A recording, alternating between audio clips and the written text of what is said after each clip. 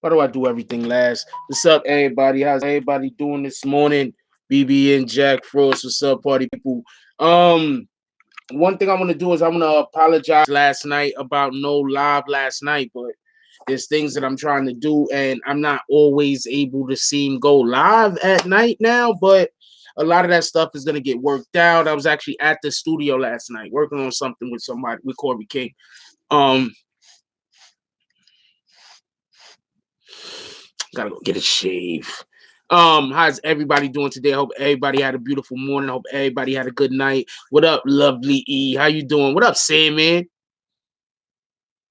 Wait, hold on. Sandman said some YouTubers are finding excuses to say this is on his team. Somebody else should have taken the fall. These cornballs kill me. How about take a break from being innocent Homeland Security? Well, as far as I'm concerned, I don't think anybody should have taken the fall, but that's literally what their job is, Sandman.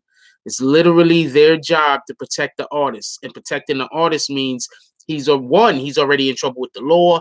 He's the breadwinner. None of us eat if he gets locked up. So we have to make sure that he doesn't get locked up. So yeah, I think that he should be held responsible. Don't get me confused. I'm not trying to give him a pass. I'm just saying, but yeah, it's literally their job to take the fall for shit like that. These niggas is hanging on this. It's literally their job. What up, John Soto, Prince to Amir, Gioloso, Bree, Powell, Ray Banda. What up, Chunky? Okay, baby girl. How you doing today? What up, Ruby Reed? Who else we got up in here? Reaper. What up, Reaper? Yeah, okay. So I'm gonna explain the situation for everybody who hasn't seen the video yet. I just dropped the video. Hey, can we hit that like button so we can send the notifications out, please?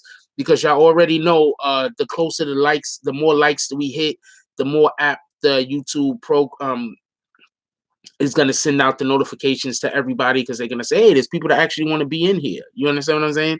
It worked. That's the way it works. I'm not knocking the way that it works. Makes sense to me. I mean, you can't send out, there's people that got like 2-3 million subs. You can't send out 2-3 million freaking notifications every single time the person uploads. You understand what I'm saying? So for a person with like, I'm guessing like probably like 2 million subs, maybe they send out a couple 100,000 notifications. And for a person like me, maybe they send out a couple thousand at a time or a couple hundred at a time, pardon me. So yeah, everybody, please hit that like button. Just in case you don't know how to get to the like button, I'll show you right now because some people just don't. You can use this not just for this channel, obviously, but for any other channels that you actually watch and you might be on your phone and you're not sure how to get to the like button. This is how you do it. You see that X? You're gonna hit that X, that X. You're gonna hit that X. Bang. After you hit that X, then this is gonna show. You're gonna hit this right there. That is the like button. Then after you hit the like button, you see that one right there in the middle that says live chat. You're gonna hit that again. Bang, you right back. So everybody that's in here right now don't got no excuse. We got 85 people in here, 90 people in here. Let's see if we can get that up to about like a 60 or a 70 if y'all don't mind. Appreciate you.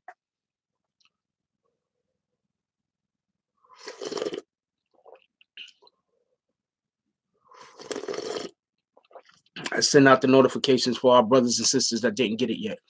Who else we got up in here? What up, Jonathan Sanchez? I ain't seen you in a minute, my brother. How you doing? What up, Kat? How have you been doing, baby girl? And if I believe that you wasn't feeling very well, I hope everything is turning out well. I hope your chemotherapy process went through. I got a DM. Let me know how you feeling. What up, Rock Boogie Spins? Yes, that's Kodak being Kodak, but not for nothing. We're about to get to that in a minute. I'm going to explain why Kodak is in a precarious situation. What up, Kate Spade, Jenny Lozano, Bigger Boy? How y'all doing? Who else we got up in here? Gina Allen. I barely see you now, baby girl. I'm guessing you at work. What up, world famous Medford Peter Cali Coco? How you doing? I ain't seen you in a minute either. What, you disappeared on me? It's okay, though. I ain't mad at you. It is what it is. What up, Richella? What up, Big Black? Done like a bun. You guys is funny. What up, All Access Media? Sometimes my subscribers don't get the notifications. I tell them to unsubscribe and then subscribe again, and it works. Yes, that also works. That's a fact. But let me explain something real quick. And I know this to work this way because it seems like when we actually do the thing, the room gets fuller. The closer the likes is to the people in the room or the people that have come to the room. That's a better way to put it.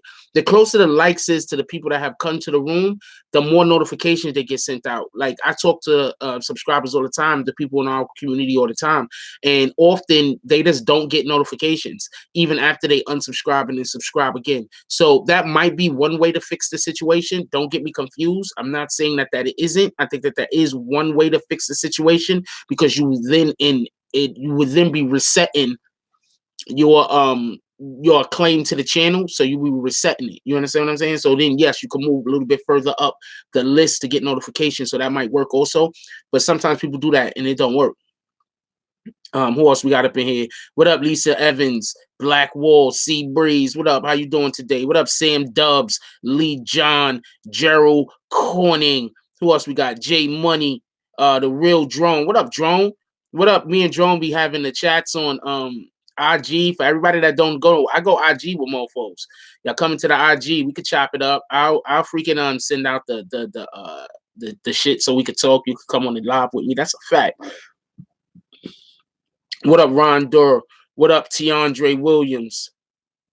Oh, okay. You're not talking about me. Appreciate you. What up, Makisha Toddy? Cause stupid ass dude. What up, Gilch? Who else we got up in here? Rel Johnson, Denise Cologne. I'm going backwards at this point because the shit jumped and I missed a lot of y'all. What up, Miguel Pineda? What up, Kiwi? Mikey F. Peace. It just sounds like a troll's name. You probably not, but I'm just saying. What up, Carrie Caraco?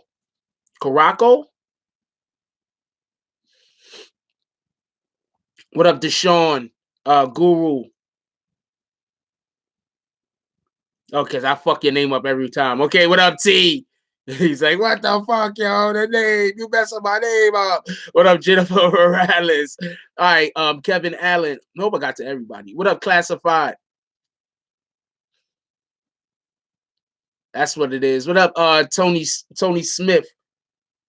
Appreciate you. I appreciate all of y'all. That's a fact. Don't let nobody tell you different. If they tell you different, they lying to you. What up, Naisha? Prime Pays, Rocks Beats. Yeah, I ain't here early today. What up, Kizzy? Kizzy X, Don Pullums, Adam Cole, G Rob, Headliners, Tamara Perryman. I see a lot of new names. What up, Mike Wade? All right, so hold on. We going right to it now. All right, so shout out to Miguel Pineda for the donation. He said, BBN, thank you for keeping it 100 with us. I always try, my brother. That's all I could do is try. You feel me? That's all anybody could do is try. Shout out to Cali Coco with the donation. She says, showing love, started a new job, so don't have time in the morning anymore. Shout out to Chunky and Sea Breezy. Appreciate you, baby girl. Love them glasses. You just look nice in glasses. That's a fact, yo. You would have to keep them on. What up, Alan Fuentes? Kennedy Williams, Lex Don. Let's get to it. Who's this? Bridging the Gap. Shout out to Bridging the Gap show. All right, so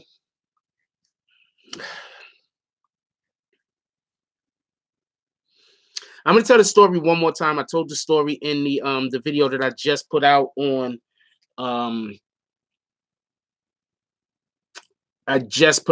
Kodak Black. I just dropped the video.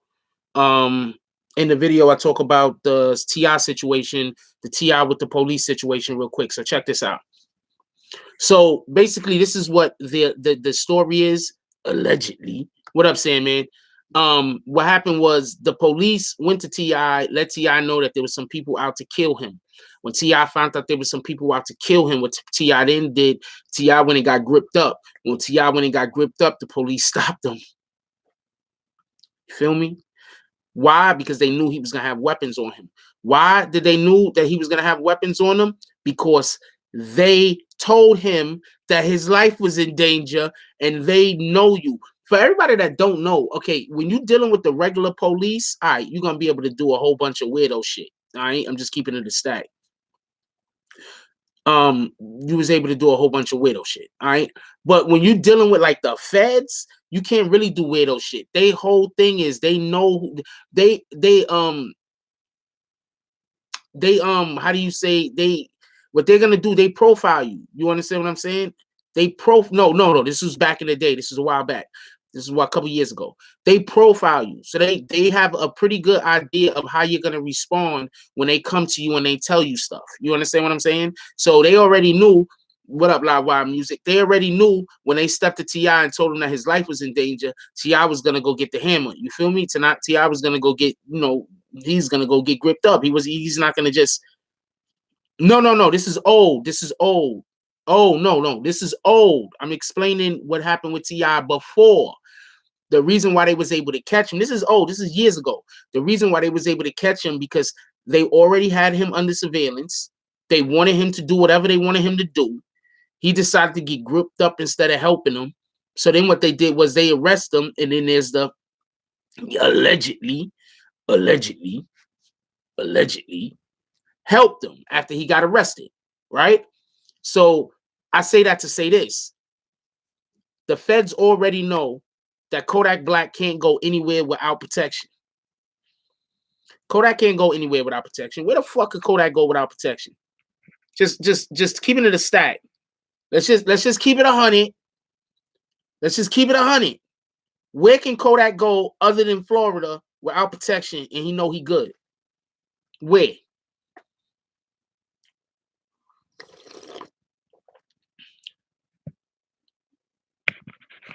What the fuck?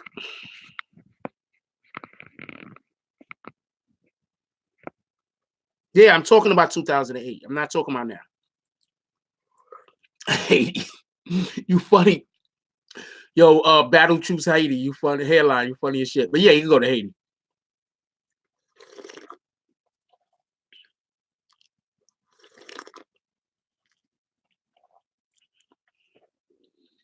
So the police know.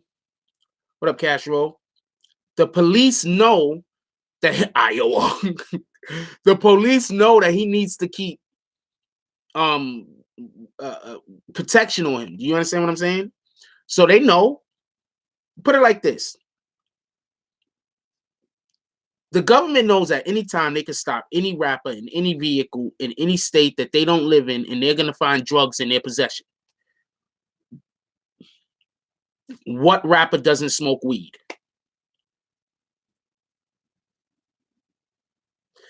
The government knows that if they stop any rapper in any that's out of state in a vehicle, they're going to find drugs on them. With the exception of people like Jay-Z, he's way too smart for that. And I'm not saying he do smoke weed or not, but with the exception of like a Jay-Z, with the exception of a Will Smith, a Nas, you understand what I'm saying? OGs in the game that know better, that even if they do these things, they're not going to get caught. Can somebody put the link to the merch in the description, please? I mean, in the chat, please. Somebody could put the 50. He ain't gonna get caught. So I'm not talking about everybody. I'm talking about basically these young rappers. You understand what I'm saying? Like you can stop any of these any SoundCloud rapper. Matter of fact, he don't even need to be in the car. You can just walk up to a SoundCloud rapper. That dude gonna have fucking the drugs on him. These niggas is retarded. So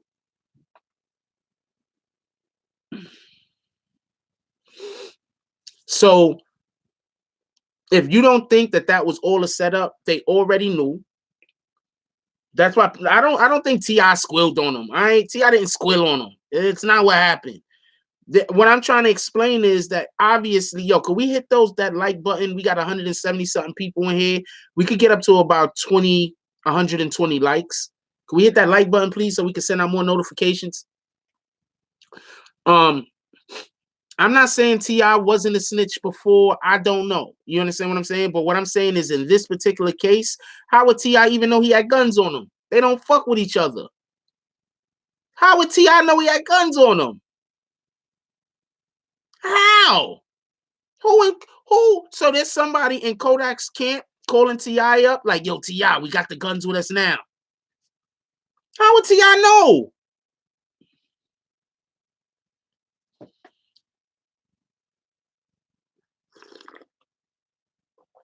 Rio came in here. What up, Rio?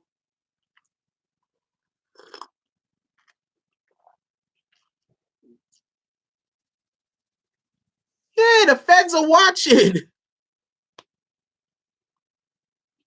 That's a fact. How would T.I. know? You understand? Like, that's what I'm trying to say. Like, people that saying T.I. snitched on Kodak, how? You think T.I. could just call the police up, call the FBI up, and be like, yo, I don't got nobody in Kodak camp that I talk to, but I'm sure he has guns on him right now. And the feds is like, yo, thanks, T.I. We gonna get right on it. Like, this is not happening. Like, stop it, okay? T.I. did not snitch on Kodak. What the heck is wrong with y'all? Why everybody so quick to call people snitches and rats, yo? Yeah, Kodak. Yeah, I don't know what Kodak is gonna do. I don't know what Kodak is gonna do. Let's hope he stay alive though. Let's hope he don't lose his life over this bullshit because he don't know when not to talk. You real quick, I'm gonna tell you what the problem is. A lot of people think saying whatever is on your mind is real. That's not real. You understand what I'm saying? A lot of people think that, yo, I'm just gonna say whatever on my mind because I'm real. That's not real.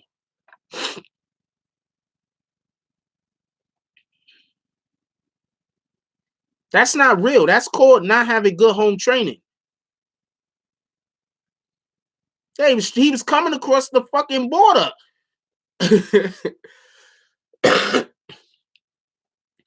That's not real. That's called not having any home training. That's called your parents not teaching you that you don't say anything at any time. Yeah, no home training. That's a fact. Ain't that one of the first things? Who in here is a parent? Isn't one of the first things you teach your kids is don't say everything about around everyone? That's one of the first things. I think his child starts in June. That's one of the first things you teach your kids. Some of these dudes don't have no home training. People stop blaming it on them being young. They have no home training. I know a lot of kids that grew up in the projects and smart as a whip. That ain't an excuse.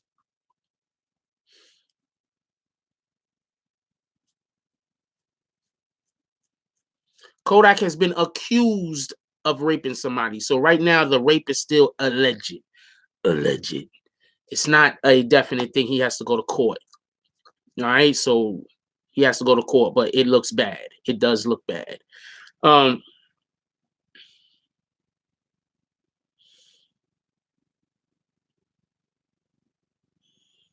Yeah, so please, everybody stop blaming Kodak's freaking behavior on the fact that he's a young dude. Like, one of the first things you teach your kids is you don't say everything around everybody. Because your kids will be out there having you looking crazy, telling all your business at home.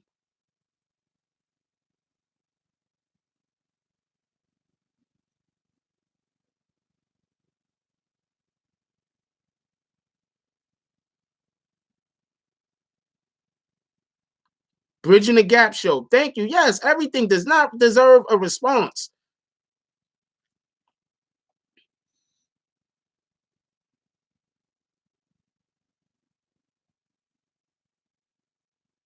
That's a fact, Mr. Robin McQueen. Don't provoke your kids.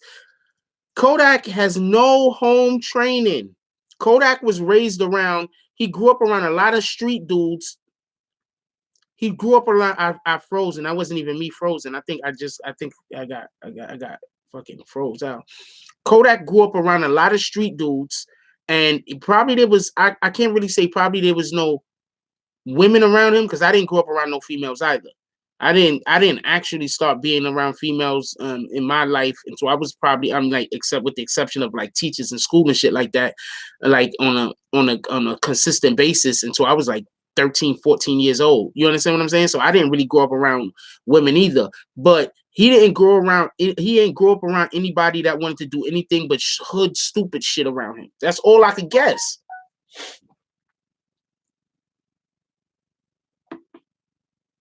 Cause this shit like anyway, so nobody told on Kodak. It's obvious Kodak was gonna have a weapon on him. He has a crap load of beef. There's a ton of places he can't go.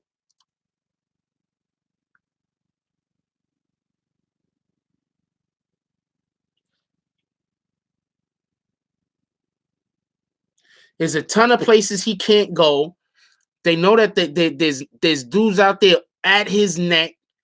Come on now. It's not hard to tell that he's going to be riding around dirty. It's not hard to tell. How else? It's not hard to tell.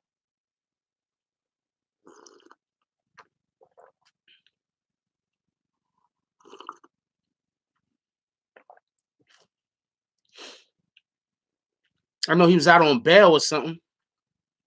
Yeah, we got over 200 people in here. We can get those likes up to like 130. Come on, man. Hit that like button for me, please.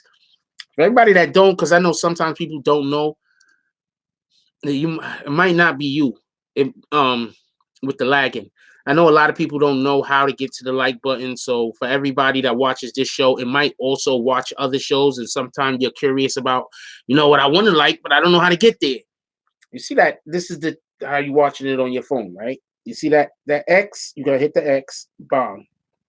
If you hit the X, you're gonna go over here. Did I like it already? You're gonna go over here. You're gonna hit the like button. Bang.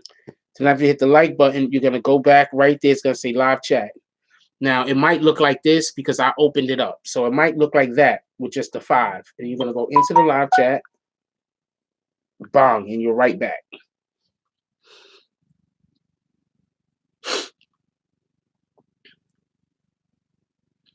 So now when you're watching whoever your favorite YouTuber is live, you know how to now go and hit the like button for them. You're like, oh man, I've been trying to hit the like button for months.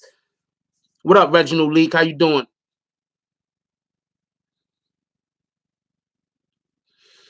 Kodak is I think Kodak just named it expeditiously because he wanted to use a big word, to be honest with you. He's like, what word could I think of that got the most letters in it? It was either expeditiously or supercalifragilisticexpialidocious.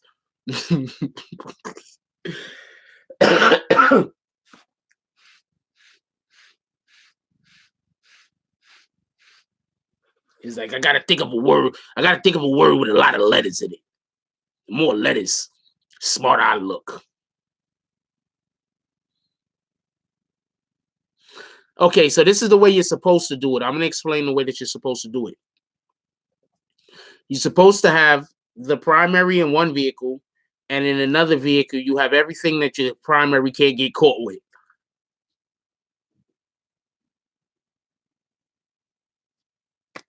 Whenever you're not doing that, I'm in the X, yo, BX. Oh, that's what happened. He used oh, that's where he got it from, because he said it to Kodak. All right, so that was slick. Nice. That was slick, Kodak. That was slick. The song ain't bad either. I just think that T.I. is gonna smoke him. Because we getting flagged. Anybody that's running into problems, it might be because there's people in here right now flagging us. That's all. That's another reason why I don't like using the N word, why I don't like cursing. I don't want to do anything that could be picked up on the algorithm crazy. That's why when people use that's one of the reasons why when people use the N word in the chat, I block it. I don't want people talking, cursing people out or anything like that. Yeah, you got a ton of people in here. So if it kicks you out, it's not me. It's people currently flagging the channel. Yeah, they're never gonna stop. It is what it is. Don't even talk about them. Let them do what they do. Let them do what they do. I just recently got the interview with somebody who was with. Look, they're kicking people. Look, they're kicking people like crazy. Somebody who was with Nipsey Hussle on his last day. Actually ate breakfast with the man. I got an interview with him. That interview is going to be coming up. I'm going to be putting that interview up soon. Got a couple of other interviews coming up. Yeah, I'm not even thinking about them. You know what I'm saying? Let them do whatever they're going to do. Nothing I can do about it. I can't control the way another nigga feel, another person feel. That's a fact. No, they don't report because they don't like the N word. They want to report over anything. It's just that's why I don't use the N word. But we're not talking about that. Let's move on. I keep trying to get on Star Show, but I'm not gonna lie. I be busy, and I really want to go on Star Show. You understand what I'm saying? But I be busy. And I put it like this. I didn't get home till about 3 o'clock this morning because I was busy doing other shit. I didn't get home until about 3 o'clock this morning. Look, and looks, this is how I'm looking. And remember, if everybody remember, I wasn't feeling well for a while. Yeah, I like Star. I like Star. Shout out to Star. That's a fact. I like Star.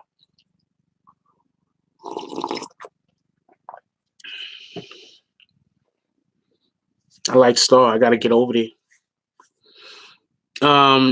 Maybe not next week, but maybe the week after. Hopefully the week after. After I get my podcast going straight, maybe we could start to come down and physically show up to the podcast after I get it off the ground the right way.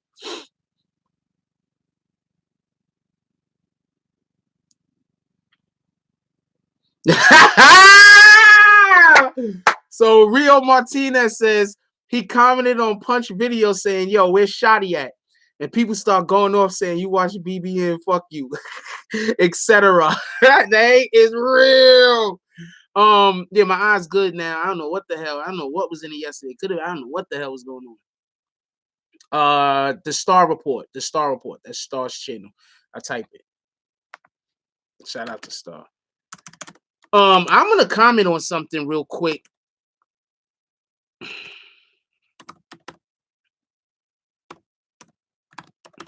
Concerning Punch.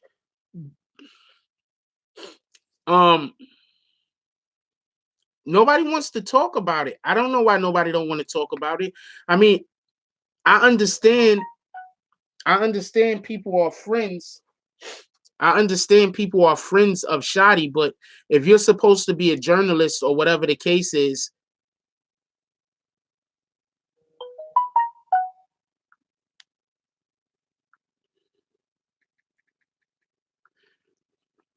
if you're supposed to be his friend or whatever the case is, and you really don't want to go in and make him look bad, I can 100% understand that. But look, I'm not like Snow Billy. Everybody know this channel because of Snow Billy. But I told y'all Snow Billy was arrested. I don't know why he was arrested. I can't go any further into that. I don't have no details. But if I had details, I would give it to him. I mean, give them to y'all. If I had details on what the hell was going on with Snow Billy, I'd give it to y'all. I just personally don't know. You understand what I'm saying? If I hear somebody when other people was reporting on Snow Billy getting arrested, you ain't hear me like hating on them or nothing like that, right? I was just like, wow, he got arrested. Well, okay. I mean, I don't know much about it. It's nothing I can report.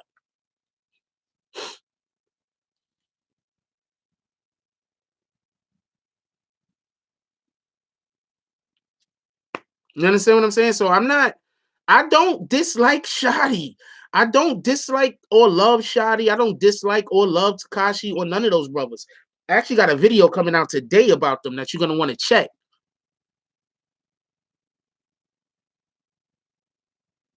Yeah, shout out to Jordan Tower. That's a fact.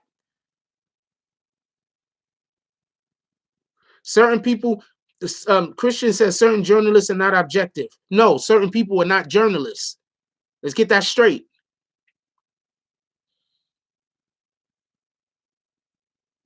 Certain people are not journalists. And let's stop calling people names. This is the last one I'm letting go through, Breezy. You heard? Certain people are not journalists. You can't be mad at them. No disrespect to Punch, but he's not a journalist. He's a public figure. You know, we know who he is. He seems like a cool dude to me. I don't got no beef. I made a comment under his jump off. He immediately took it negatively. I felt like a way about that. Like I'm one of the most non-biased people on YouTube. Why would you take my comment negatively?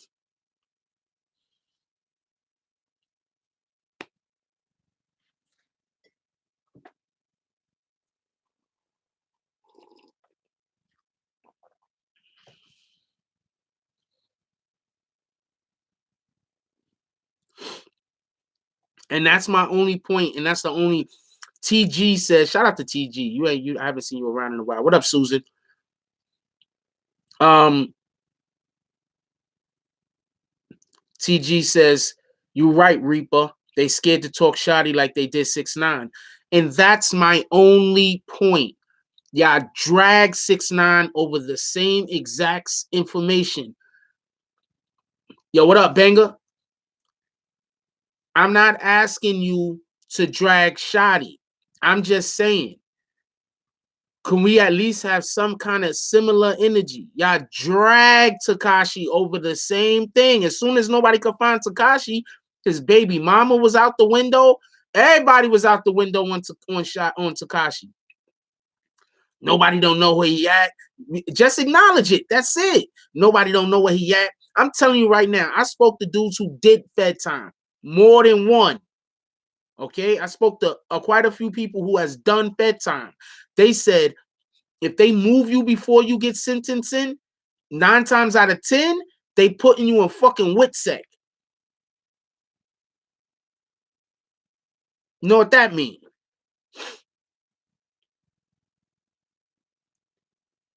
No. Okay, I don't know if he was saying we was dick riding, but I think, okay, so a while back we used to have somebody that we used to allow to call in on the show. I'm not even gonna say their name. And they calling on the show a lot, and they used to call Punch a dick rider. I wasn't saying Punch is a dick rider, but I did laugh at them saying Punch was a dick rider. So if he want to feel like I was co-signing what the person was saying to a degree, I'll take that. I'll take that. Not a problem. But Punch did make a great point that you cannot dick ride your friends because you are supposed to be promoting your friends. You are supposed to be big up in your friends. You understand what I'm saying? You are supposed to be doing this. The position that the individual that was calling in he was bringing up was he doesn't believe that Punch knew Tekashi long enough for them to be that close. I agreed with that. I said, yeah, I don't see how they were that close and they only knew each other over a short period of time. The amount of time that they knew each other was really, really short. So yeah, I was like, yeah, I could see that. You understand what I'm saying? So, but I think that that's what he's doing. Like, you know what I'm saying? Like, pay attention to Punch's content. He did a couple of different videos where I was like, yeah, he's probably going at BBN. But you know, it is what it is. Shout out to Punch. He hasn't said anything disrespectful, in my opinion. Like, that's the way to have another YouTube content creator that you don't agree with and build content off of what they're doing. You understand what I'm saying? Because he's not trying to discredit anybody. Like, because you know what I'm saying? He's not trying to discredit anybody. He's not trying to stop nobody's money. He ain't trying to fuck up nobody's life. He's just saying, well, that particular point of view that you have is not a point of view that I have. Why don't you look at this point of view? You understand what I'm saying? So my whole argument with, or should I say even better yet, the other individual's whole argument is that he didn't believe that Punch knew 6ix9ine long enough for him to been going so hard for him. I mean, and that's up to the individual to decide that.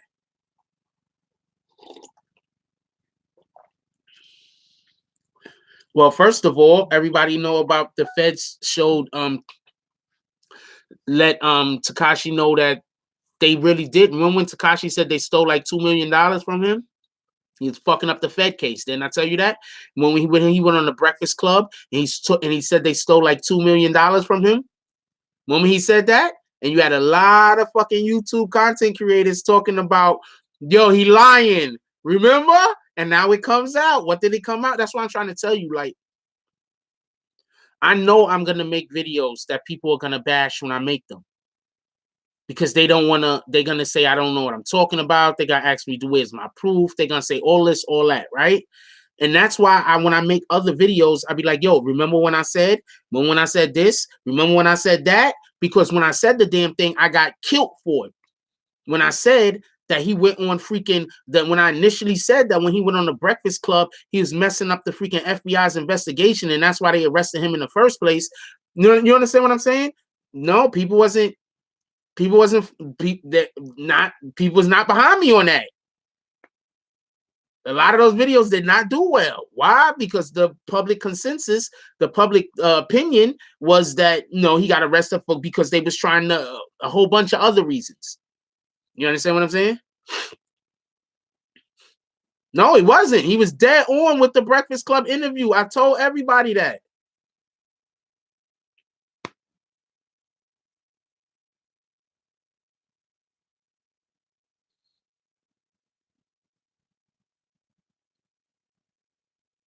Tell everybody that. If you go back to my old 6ix9ine videos, I'm probably right over like 90% of the shit I was saying was spot on. They just, you got to understand, people in the inner circle, they just don't know where I got my information from. So a lot of them people in the inner circle, they mad. You know what I'm saying? They don't know where I got the information from. They like, yo, how does nigga know? So, you know, it is what it is. And I'm not mad at them. They got a right to, you know, wonder, you know, whatever it is, whatever. But I don't got no beef with Punch. I don't have no disrespect towards Punch. We was shouting Punch out on some real shout outs a lot. You understand what I'm saying? I got no beef with Punch. Why? There's no reason why I should.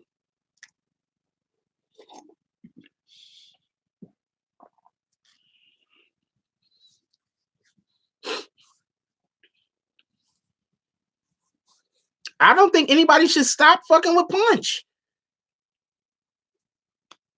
I haven't seen any reason why people should stop dealing with Punch.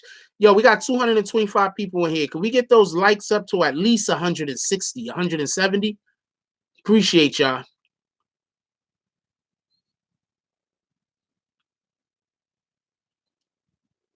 Yeah, so I'm not hating. That's why when I see that you know, certain people think that I dislike or I hate them, I'm like, Bridging the Gap said, truth make enemies, lies make friends. That's a fact. That's why when certain people think I hate them, like Sarah Camp, I believe, think I dislike them for whatever the reason is. I don't dislike them. I'm just saying when Sarah had no fucking friends on YouTube, we could count the YouTube content creators on one finger that was defending her, that was not bashing her. You feel me? When Sarah was getting dragged on YouTube on a daily fucking basis, we could count how many YouTube content creators was out here making content not dragging her and about her on one finger.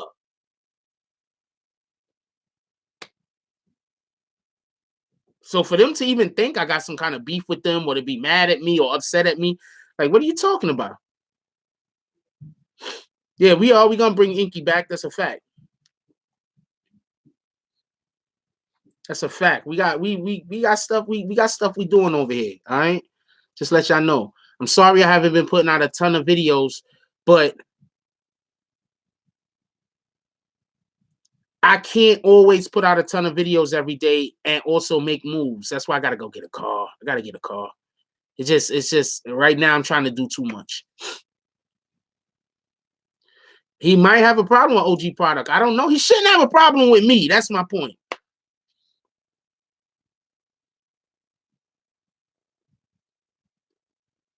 That's my cousin. We are related.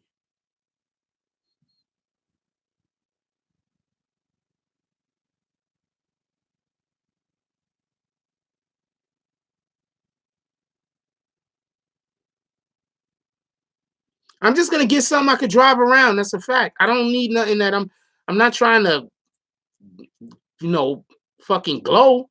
I just need something I could drive around. That's it.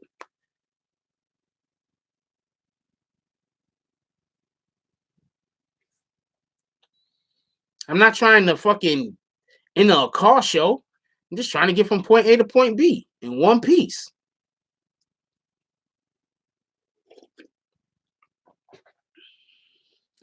Yep, I'm still coming to Philly. I got business down there.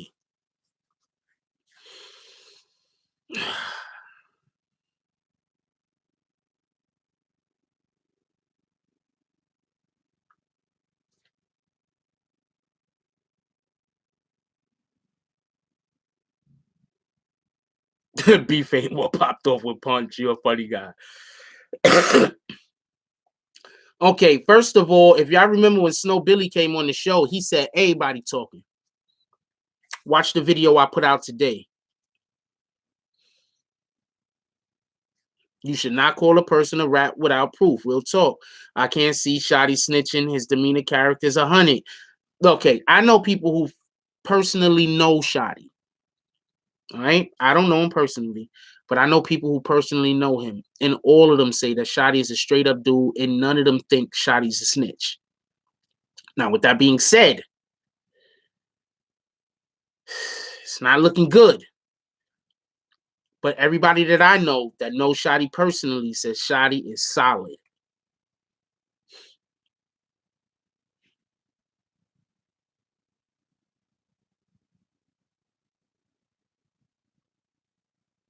Yo, we're not doing that, Renegade. Renegade, we are not doing that. I'm removing that comment. I'm not going to kick you, but we're not doing that. All right? You know what I'm talking about. We're not talking about people. We're not talking like that. All right? What up, Mike Jones? Yeah.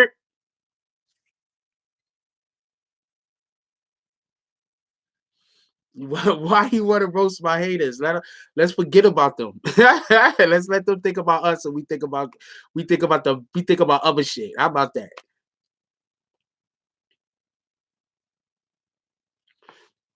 Yes, I've heard people say Shotty's a sucker. I'm just talking about the people I know personally, that I know personally.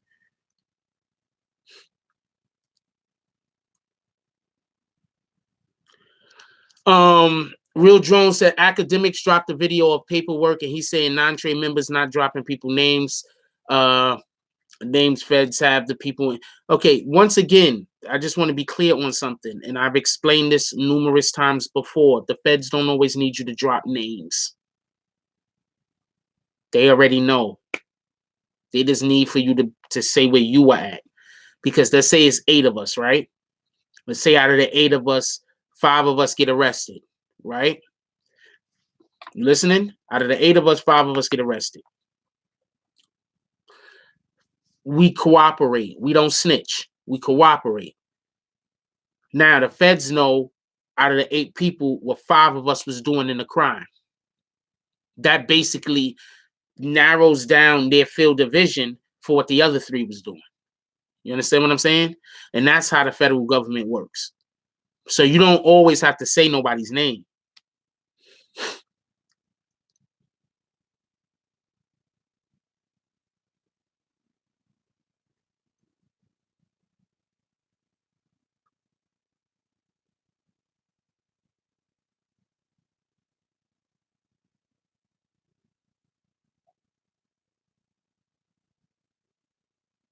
Um,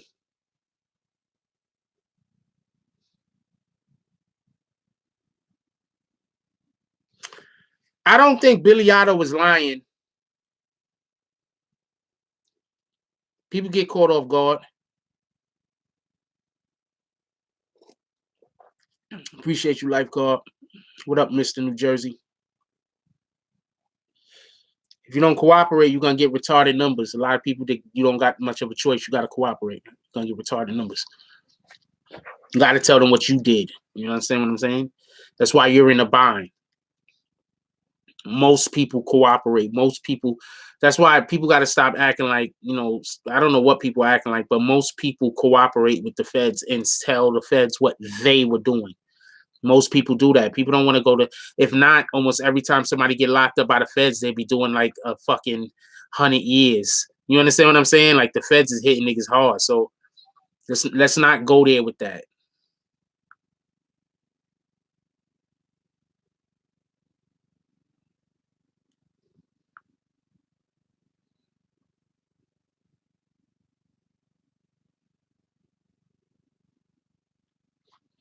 Yeah, let's not go there with that. Almost everybody cooperates, man. Everybody tell the feds what they did. You understand what I'm saying? So,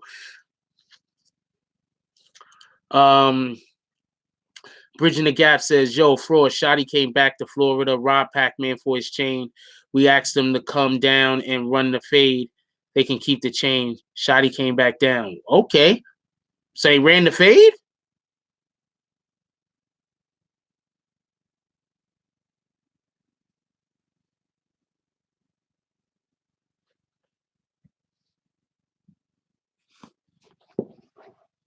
but he came back down though.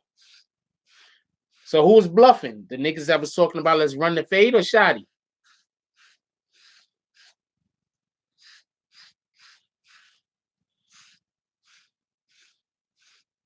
Oh, he brought security and wouldn't fight. I mean, I don't know. You know what I'm saying? I don't know.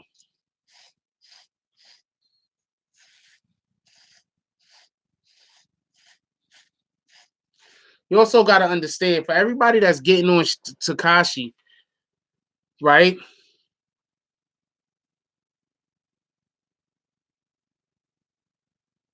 What up, Dutchy?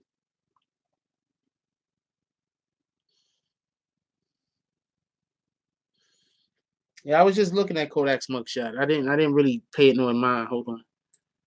Somebody put that shit up. Eh,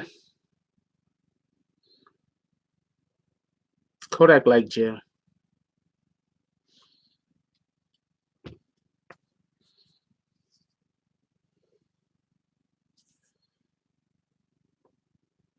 Kodak like jail. He didn't care about jail.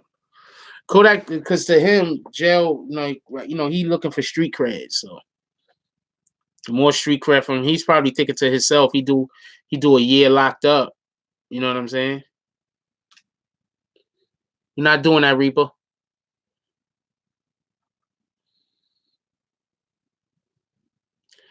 I think Kodak is gonna get found guilty about that case in South Carolina, no matter what happened with this case. I think Kodak is just gonna get found guilty. I think Kodak fucked up.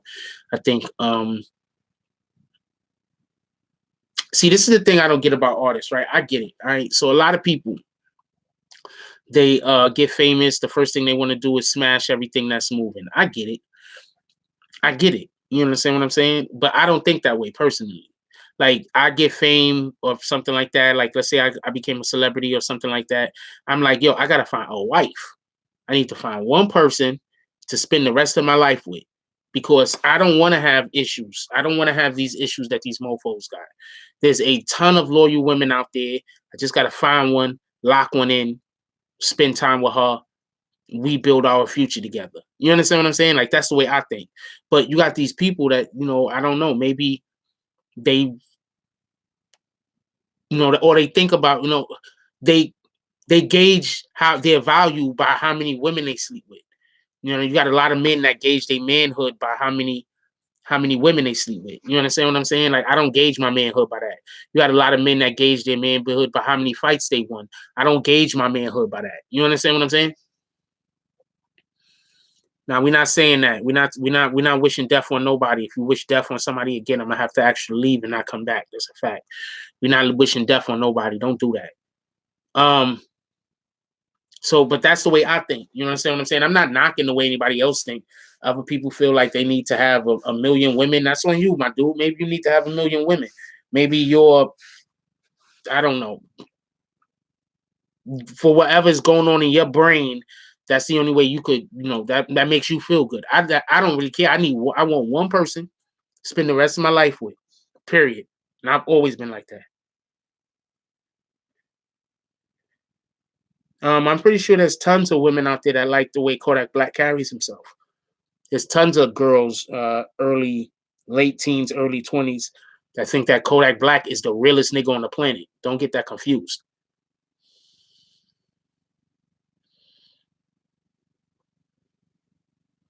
He allegedly bit a female in the face. No, no, no. And then had sex with her allegedly. I'm not 100% sure of all the details.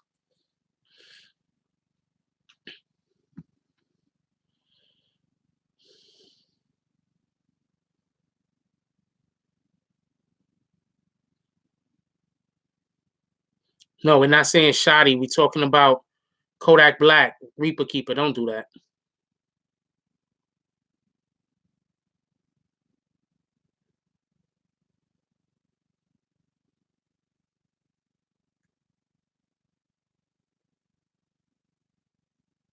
That's what I'm saying. Females like in their late teens, early 20s, they probably think Kodak Black is the realest dude that ever stepped up off the boat. That's a fact. The details on the rape case is so they was in a he had a concert in yeah, when people start yelling and screaming, that's when I'm like, And I'm probably gonna win this fight. I'm dead serious. That's what I think. When people start yelling and screaming, trying to get big, I'll be like, yeah, I'm probably gonna win this fight. One, by the time we actually start fighting, they're gonna be fucking exhausted.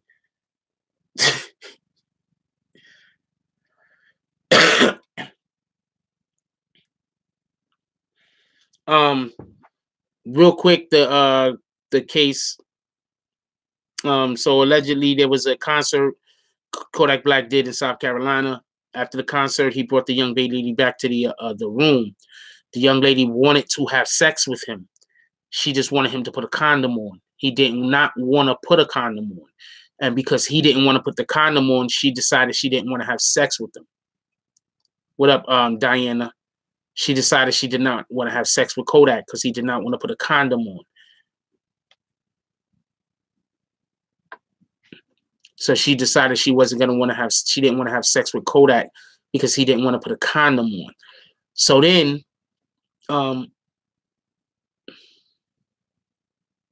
yo, Reaper Keeper, please stop talking about a shoddy beating up girls if you don't have some kind of proof.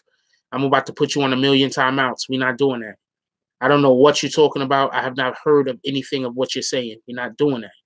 I'm telling you about something that is an actual case that's in the courts. No, she was of age. She was actually 18. She was of age. She was not a minor. So,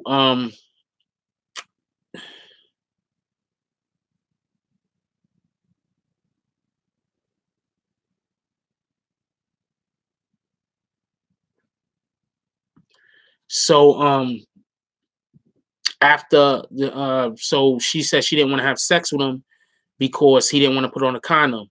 So he bit her on the face. There's bite marks allegedly on the face, and then he has sex with her, and I believe he also nutted inside of her and everything. So there's tons of evidence if that story is correct. You're not doing that. So if that story is correct, there's tons of evidence. So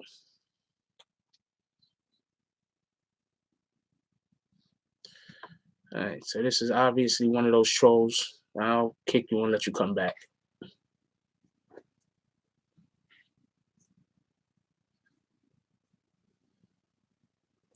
No, she was 18. From what I know, she was of age. If she was not of age and she was actually a child, then okay. But I'm telling you this way I know the story, period. That's all I can tell you is the way I know the story. I did not get that email that you sent to me, so.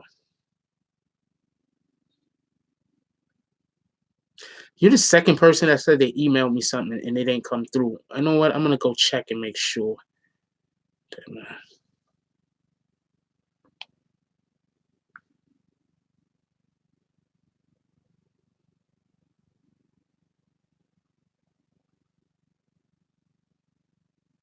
Look for my spam folder real quick.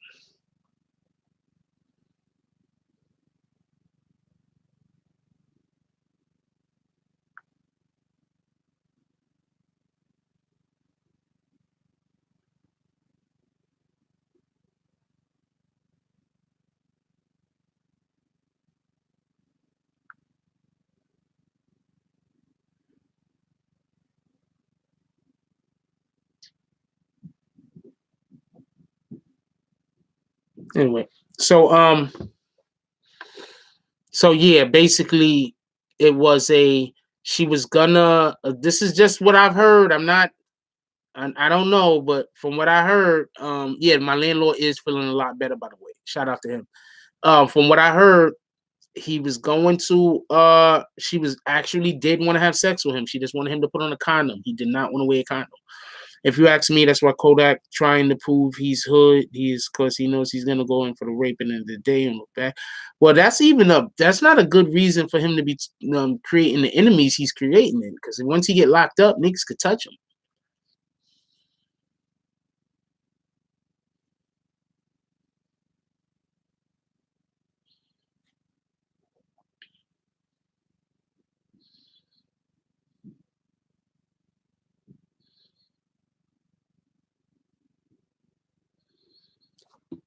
See Breezy, he said email. My email is in the link of every description of every video, yo.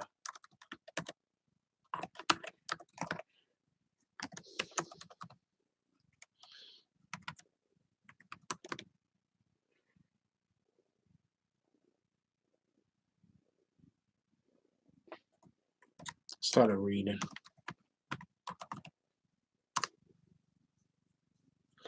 My email is in the link of every description of every video. You can literally go into the video that we are currently in, into the description of the video that we are currently in, and he would see my email. Look, close out the chat. And the email is in here somewhere. Those are all links for the merch. That's other BBN channels. I guess there's a lot going on. Wait, is the email in here? You know, y'all just probably put me on by something. Oh, God dang it, this thing.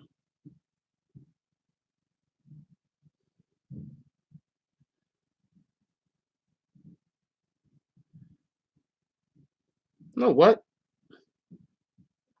I don't see my email in the link of the description. I need to freaking put my email back in the link of the description. I do not know why it's not down there. Appreciate you guys.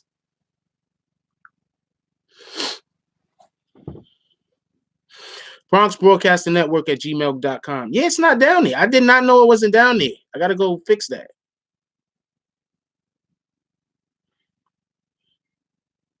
The email is there? What is it? Just not a link?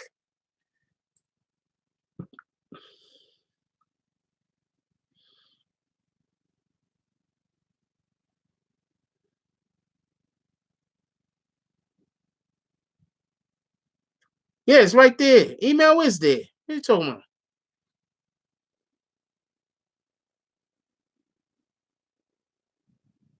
It's there. Just believe me. It's there.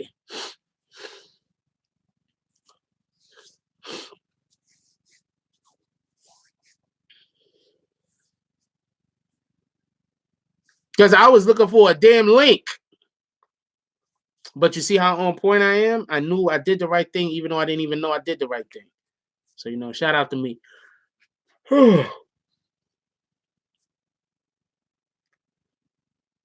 Anyway, we're going to close this out. It's going to be a short show today. I got some videos that I need to do. And this is a day that I actually don't have anywhere to be. So I could do them on this fucking day. So we're going to have to close this chat out early today. We're not really talking about nothing but freaking Kodak Black doing buffoonery as usual. Go check out the Kodak Black video that I just dropped. Kodak Black found in police custody. Check that video out. Leave comments. Everybody that comes to the chat, y'all dudes is the main dudes that need to start leaving comments on videos. How y'all come to the chat, watch the video, and don't leave comments on the video? Leave comments on the video.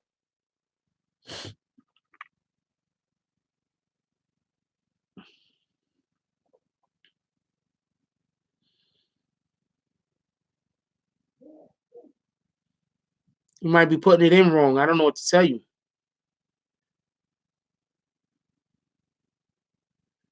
Yeah, everybody, have a blessed weekend. It's Thursday. What up, Delisha? Yes, you do leave comments. This dude said, have a blessed weekend. It's Thursday. Oh, all right. This is your Friday. Shout out to you.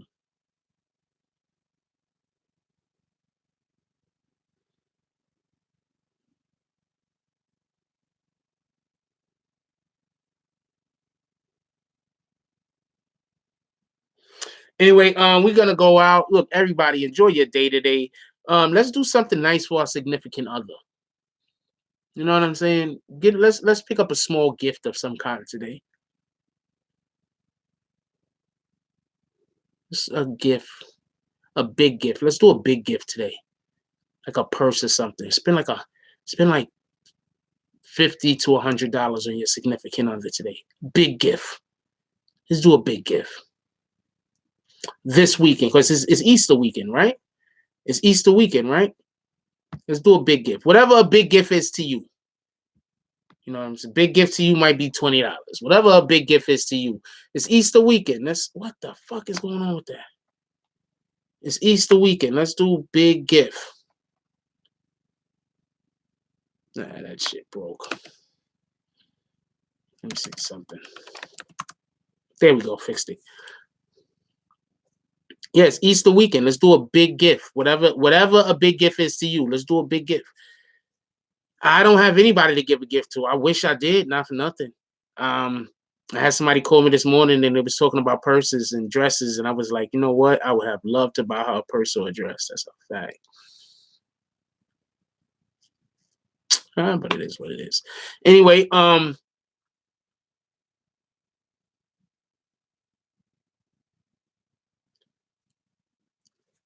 exposing what? You have some kind of proof? Send me the proof. At this point, you're just saying something happened. I mean, I didn't see anywhere where Bridging the Gap. I don't even know what Bridging the Gap is. I don't even see whatever he's supposed to be saying. So maybe I'm missing it. Maybe I'm not in the live chat, so I'm missing it.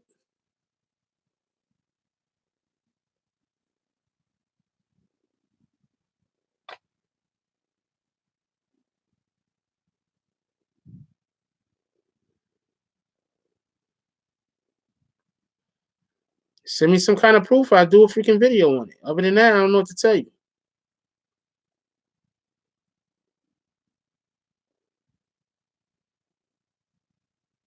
My email is on there, Rock Boogie Spins.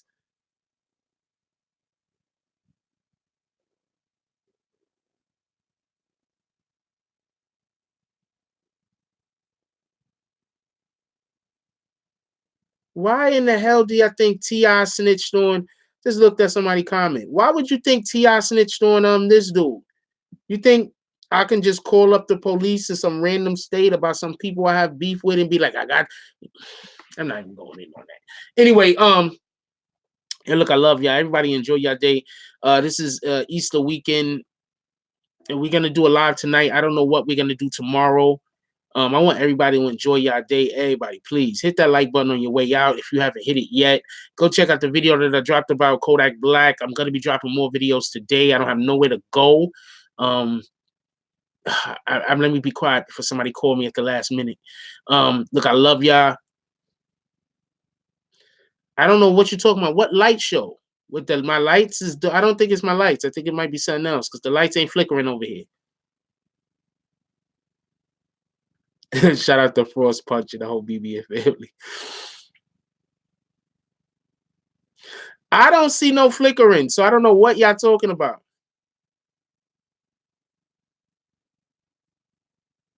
Anyway, like,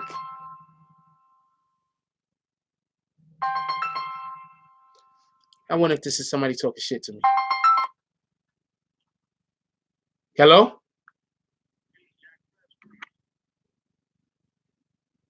What's up, my brother? Who am I speaking with?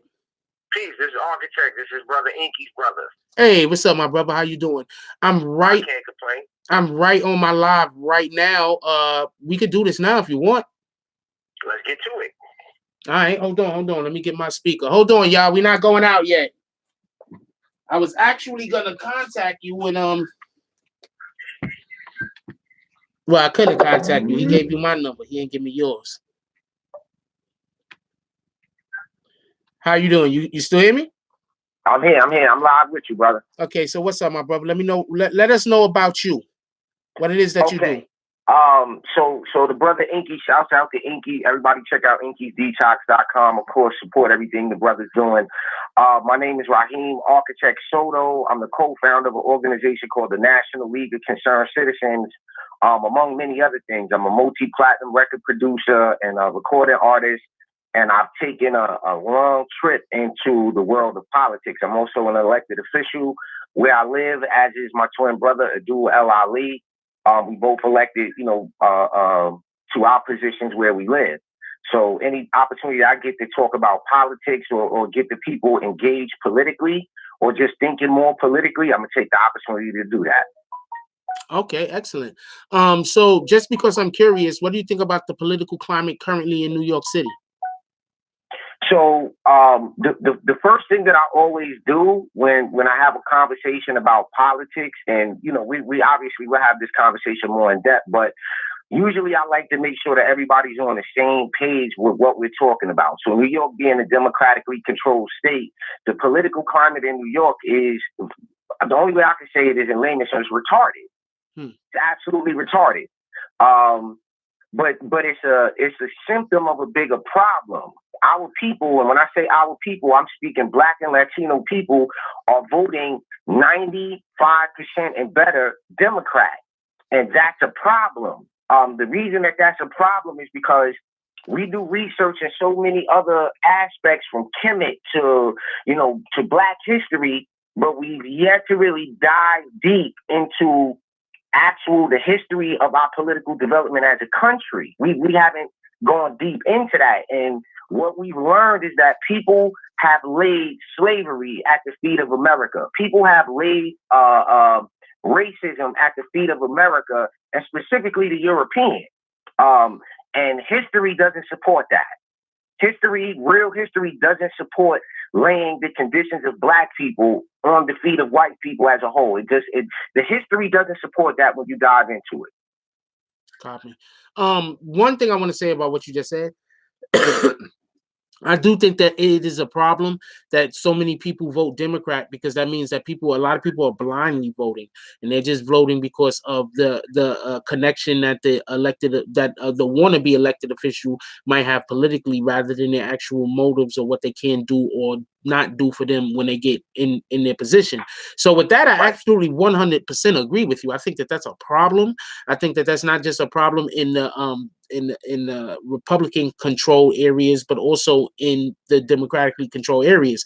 And I think that's how some people are allowed to be able to, abuse their authority or abuse their power or abuse their position, because they know there's no real threat of them losing it. Right. Well, one of the things that we teach as an organization, we don't like to force our political affiliation, our party affiliation onto anybody. So an exercise that we do when we introduce civics, because this is ultimately a conversation about civic engagement and your responsibility as a citizen of a country. This is what this boils down to. So the exercise that we do is we ask that people, for a moment, remove yourself from the Democratic or Republican ideological point of view. Remove yourself from that for the purpose of this exercise, right?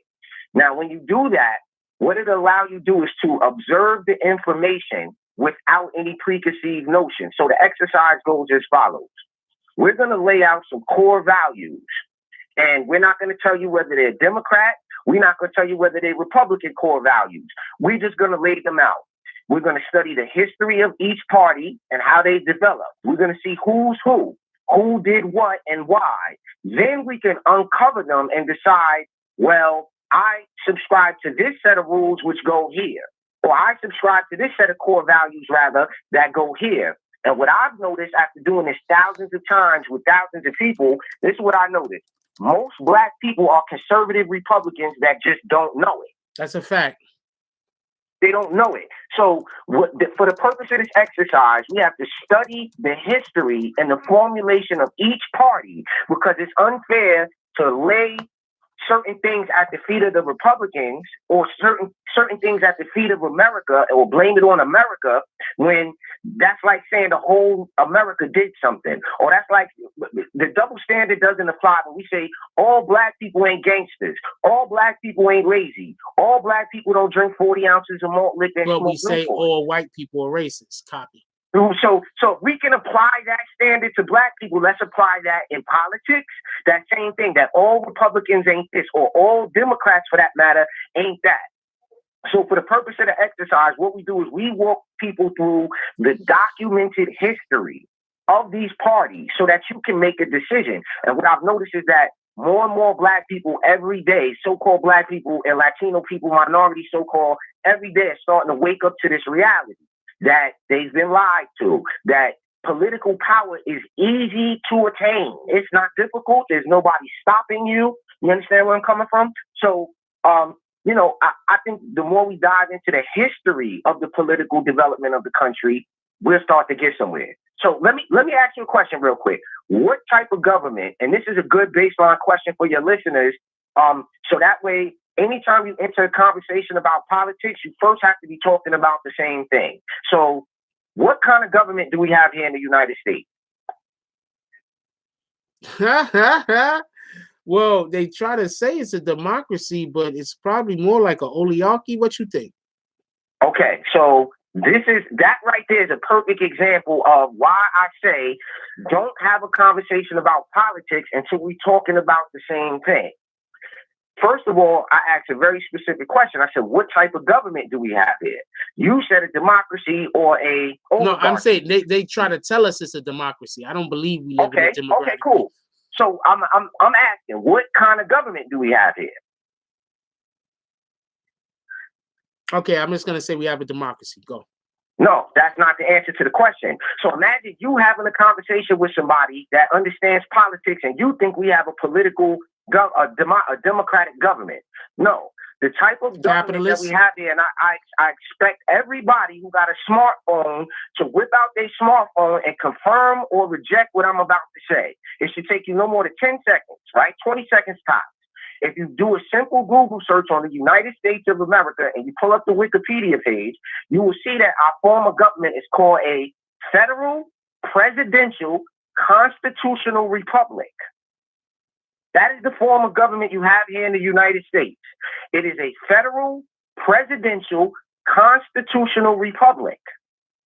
Now we can start to have a conversation about politics, but at which level? You want to have it on a federal level? You want to have it on a constitutional level? You want to have it on a republic level? Or you want to have it on a presidential level?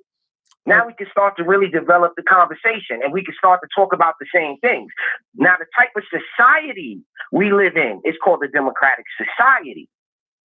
The control mechanisms by which the people that get power, those people in that class are called oligarchs. So we got to begin to actually separate this because the details of the devil's in the details, as they say. You follow what I'm saying? No, I'm listening.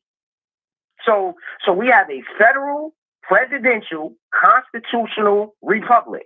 When you say the Pledge of Allegiance, you say, I pledge allegiance to the flag of the United States of America and to the republic for which it stands. So the minute you say we have a democracy, what you're actually doing is anti-American. You're actually removing the freedom that you would have by subscribing to a democracy, which means the rule of the mob. Anytime you see the word ocracy on the end of a word, it means the rule of. When you see the word demos in front of the word ocracy, that is the rule of the mob. And we all know that in the mob, if you're not born in, you can't get in. Your mom ain't Sicilian, so it's another way to say mob rule. The mob rules.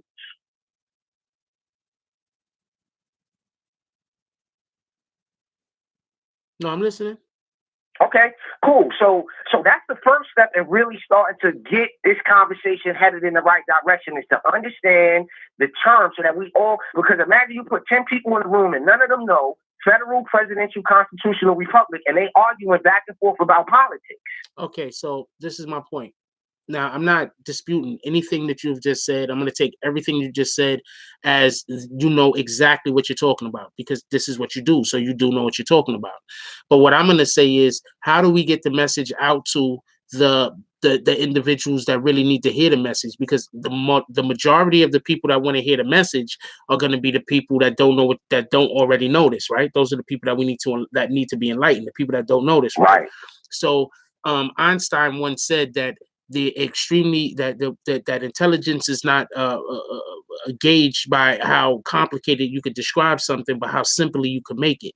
So I think I personally think that the best way to probably try to get the message out is to get it out in a simple manner so people can understand what's being said, not just hear what's being said. So if you got an individual that is listening to what you're saying right now, and they are interested in knowing and being able to understand what you're talking about, how would you then propose the idea that you just said in a manner so everybody could be included?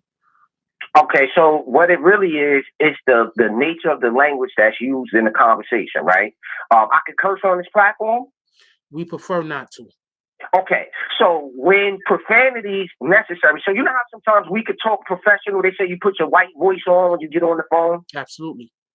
You've heard that before. Yes, so sir. what I do is, and the way that I deal with things is, I meet people where they at.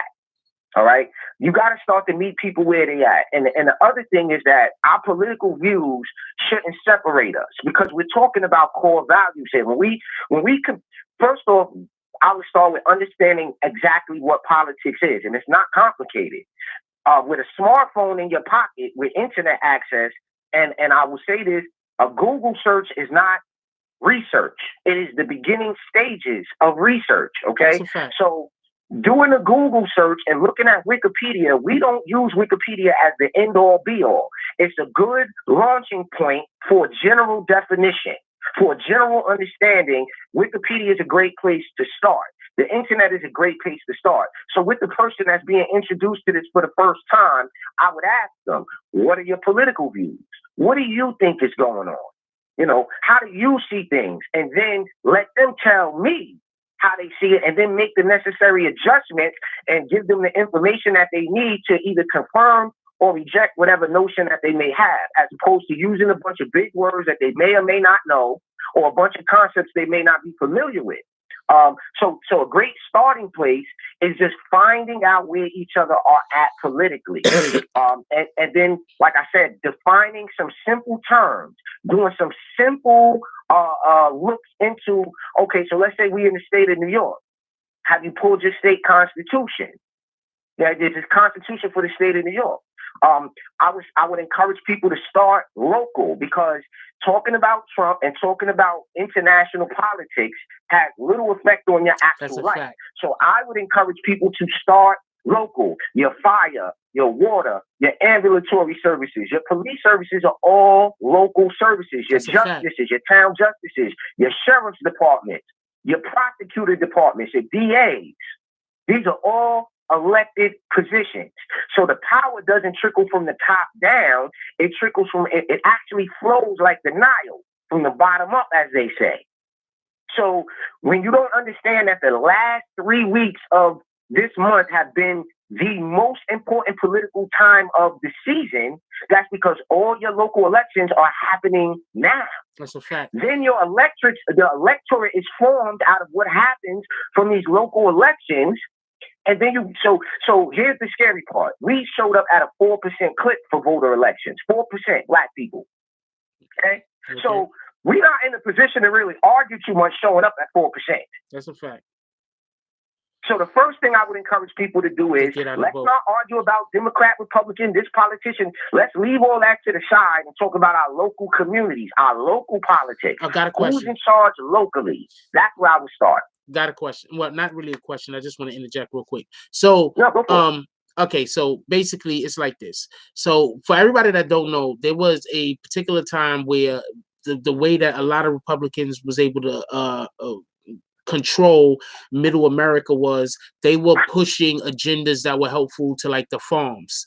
They were pushing agendas that was helpful to like, you know, like the people that was doing farming, the people that, you know, agricultural things that was particularly bills that was gonna help them.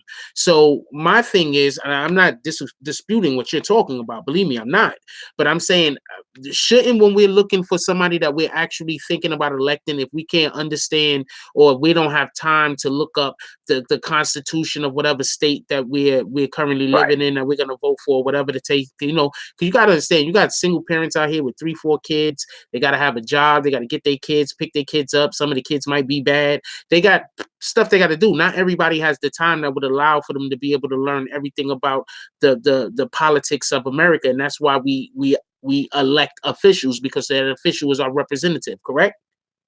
No, that's not correct. Okay, so the official is not our representative. No, official is our representative, but that's not why. So this I'm glad you said what you said about not having the time. I have 6 children, 2 daughters in college. I run 3 companies. I run a clinic. I run a recording studio, and I show up to my local election. Okay, but hold on. I'm not saying that people can't elect. That's one. 2, I know. 2, okay. So I'm gonna tell you about one person that I know.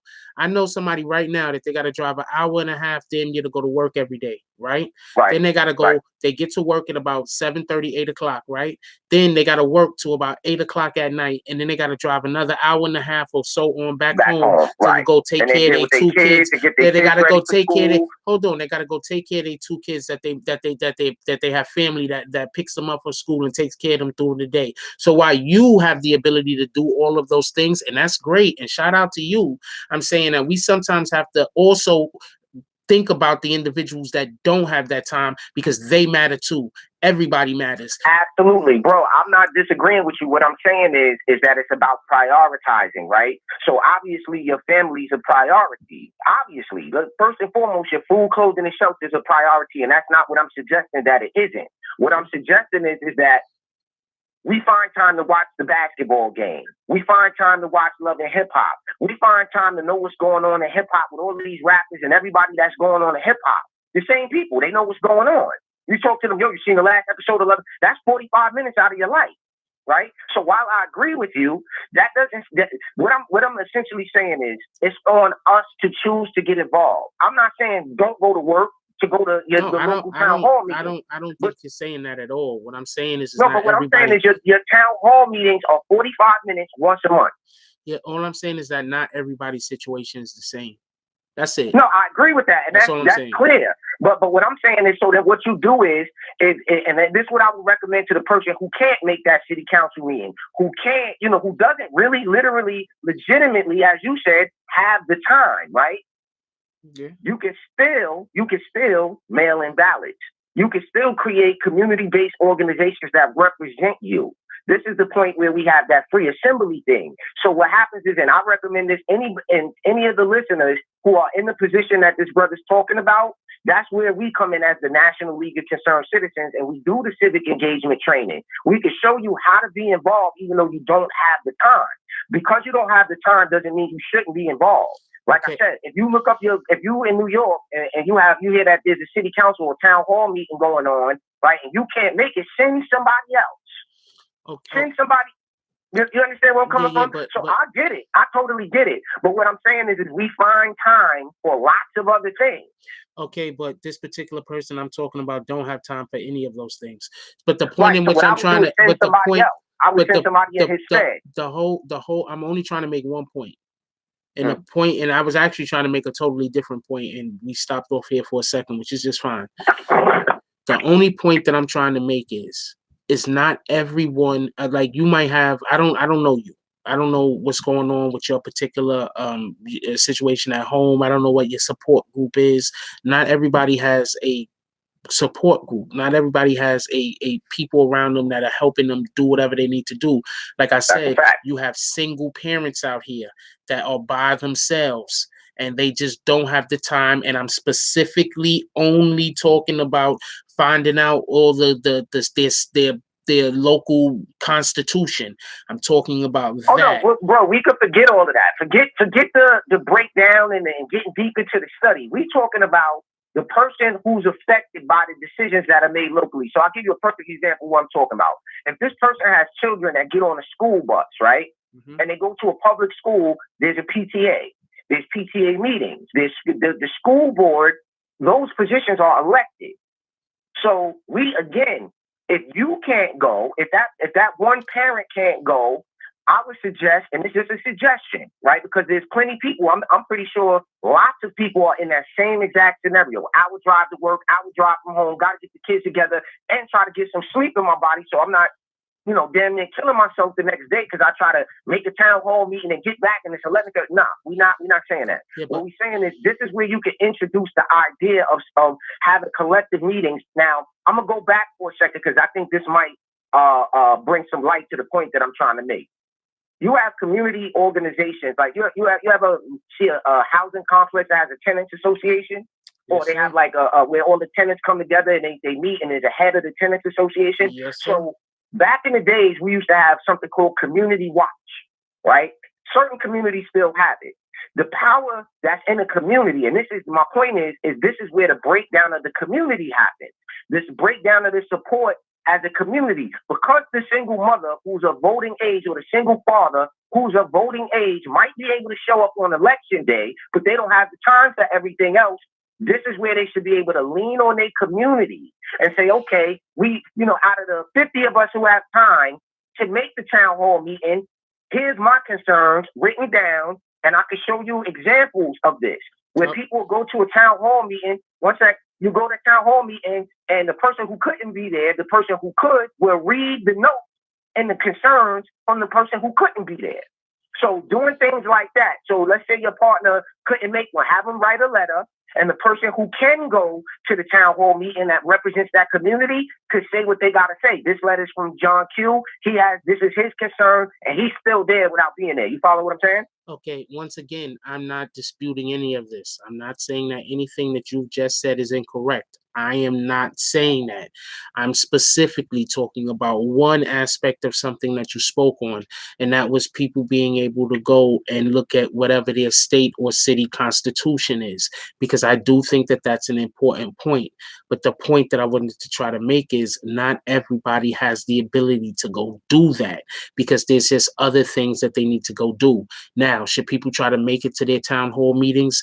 Please, everybody, you have to be involved with your local political process. That's a fact. I am not disputing that. I just want to make that clear. I am not disputing that. What I'm saying is that just because somebody doesn't have the ability to do something because they have other responsibilities, we can't then talk down to them. We can't then try to make them. Hold on 1 second. Hold on 1 second. We can't then talk down to them. We can't then not make them feel like they're a failure because they don't have an ability to be as much of a part of the process as we are. Now, the point in which I was trying to make is this. Back when the Republicans were trying to, or when they actually did get the ability to be able to basically own the political process or own all the elected positions in the middle of America, where there's a lot of agriculture done, is because they had positions that were directly beneficial to the individuals that lived in that lived in that area. And what I'm saying is, when we have people who can't go and find out everything about the political, everything about the state constitution or whatever the case is, one of the things that we should try to do is not look at people as Republic or Democrat, but look at what are you trying to do for the community? What type of projects are you pushing? What has been your agenda? What have you done in the past? That's all I was trying to say, period. No, that's and all I was agree trying with to you, say. my brother. I totally concur. I agree, and I support that 1,000%. And let me just say this so I'm clear, right? The person that can't show up is not any less valuable than the person that does, all right? I want to make that clear. Because you can't go to a city council meeting, that doesn't make what your position is less validated. It just means that your life situation and the way your life is set up, you don't have the time. So what I'm saying is to address that, and this is something that we physically do. We do this all the time. We have groups of people, like you said, who are single parents who can't make a town hall meeting, who don't have the time to do hours and hours and hours of research on a political process. This is something that's taken me over 10 years to come to the understanding of what politics is, who and what is a Republican, who and what is a Democrat. And I'm not saying everybody should do that. I mean, obviously, we would encourage as many people to study as possible, and I'm pretty sure you agree with that. But what I'm saying is, those that can pick up the slack in the neighborhood, for those who can't make it, it's on us as a community to support each other. That's what I'm getting at. No putting nobody down. Oh, well, you don't matter because you couldn't come to. No, that's not how it's supposed to go. It's supposed to go, all right, we live in a community where, like I said, John Q can't make the meeting, but John Q had a conversation with Bob and everybody else in the community, and Bob knows what's on everybody's mind, and Bob got the time to make the meeting. Bob goes as the representative of John Q, who couldn't go, of Mary, who couldn't go, and the other people who couldn't go. That's what I'm saying. I'm not saying forget John who can't go. I'm saying it should be a support system around him, and that's what we have to create. We have to go into the community and let communities know, hey, listen, if y'all can't make up to these elections, because the people that are controlling things. That's not up for debate. The people that are showing up are the people that are getting in the positions, whether they qualified or not, which is unfortunate. You know what I'm saying? You got politicians that aren't qualified. Their only agenda is to get famous. Their only agenda is to get some face time. Some, I think they call it clout chasing now. And they're not really politically savvy or engaged with the needs of the community. So I would say to take as much time as you can. If you can't make your city council meetings, if you can't make your town hall meetings, if you can't be a part of that process, still take as much time to investigate the candidates for the positions that you're going to go and fill in the blank, fill in the little hole on election day for them. Don't just listen to their TV commercial and I'm going to do this and I'm going to look at their voting history if you can. And if you can't do it, call the National League of Concerned Citizens and ask us, say, hey, we got this local guy running for elections. We'll get that research back to you. And I don't care what county, what city, state you in, we're going to get that information back to you. So, again, start to bring the community together, create more community-based organizations that are directly involved with the political process for those who can't be, is what I'm saying. No, I agree with that. We should 100% do that. That's not something that's something that I think we should do. But I think another thing that we should do is we should attempt to at least recognize what we need in our communities and then have discussions about that. And when we have a discussion about what we need in our community in order for our community to start to thrive or to improve or to be healed or to just do better, then after that we can have a discussion about what politicians are actually pushing agendas or pushing bills or are attached to the projects that would then help us be able to get to the things that we need or the things that that to help our community. So that's basically all I was trying to say, that we need to find out what the community needs, because every community needs different things. So I wouldn't expect a community I wouldn't expect the people in the Bronx to need the same things that somebody in Yonkers need, or the people in Brooklyn to need the same things that somebody in Manhattan would need.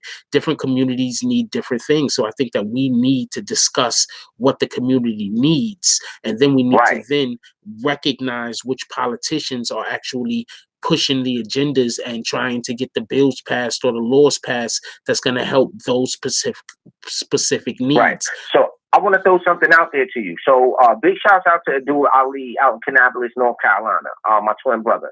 So right now, we're in 2020, we're opening a charter school, the North Davidson Academy. And this is just speaking to the point of putting people in positions to do things, right? We decided that there wasn't enough options in the community, schooling options for young Black children in the community we live in, right? K through 4. So we decided to open a charter school. Now, the process of opening a charter school has been daunting. It has been a very extremely paperwork-heavy process, and part of this process is making sure that kids can get to the school, right? Because school choice matters.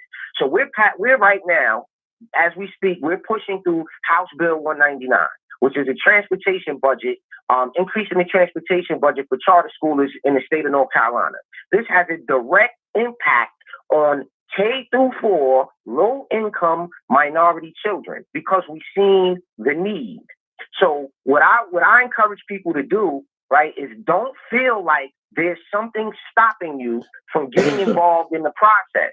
Outside of your normal priorities, like you said, you got to go to work, you got to take care of your children, you got to have time for your wife and your husband, etc. Past that, outside of that, I'm saying less entertainment, more education.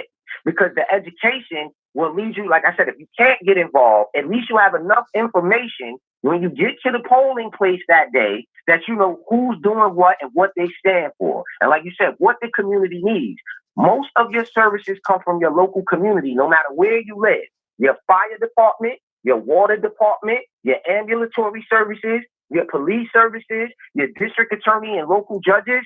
All of those are elected positions. So if you live in a community where policing is a problem, where you have cops that are a problem, I can give you scenarios that are on the books that we've been involved with, where we've been able to sit down with the chief of police for harassment issues. We've been able to call these people and do police ride-alongs and see what it is the police are doing and see how it is they interacting. So my recommendation, just when somebody, and I live in Southampton, New York, in the town of Southampton, New York. We have one of the lowest Black populations on Long Island. I'm the only Black Republican in my group, in my party. No one stopped me. No one, there was no racism involved. You understand what I'm saying? I took the time to get involved. I put some other things to the side to get involved. If you can't do that, the next best thing is as much time as you have that you could dedicate to learning about the candidates in your local area. I would recommend doing that. And then being as informed as you can, basically, in a nutshell. Try to be as informed as you can. And I'm not talking about Fox News. I'm not talking about CNN. I'm not talking about the newspaper. I'm saying, who is, Bill Jackson, who's running here? Google him. Find out what his platform is. Because these things directly impact us. So not so much what Donald Trump may do, but what your local, district attorney does is going to have an effect on your life. If they change the budget for your ambulatory services and you have a heart attack, that could affect your life. You see what I'm saying? Your house burned down and they reallocate money for the fire department. That's going to have a direct impact on your life. So let's start to look at the things that are directly impacting our lives and by who. So one of the examples I give is this.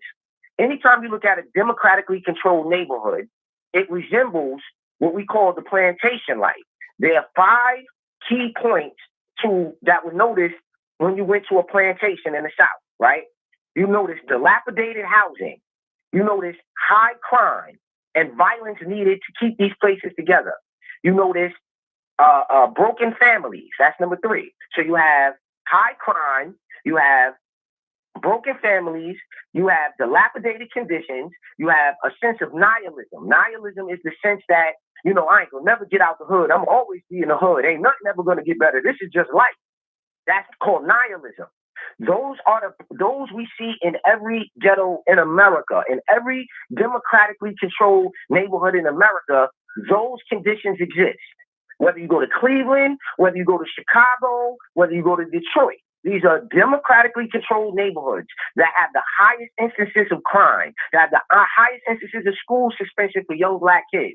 This doesn't happen in the Republican neighborhoods, not because they're Republican, not because they're white, but because of a difference in something called core values.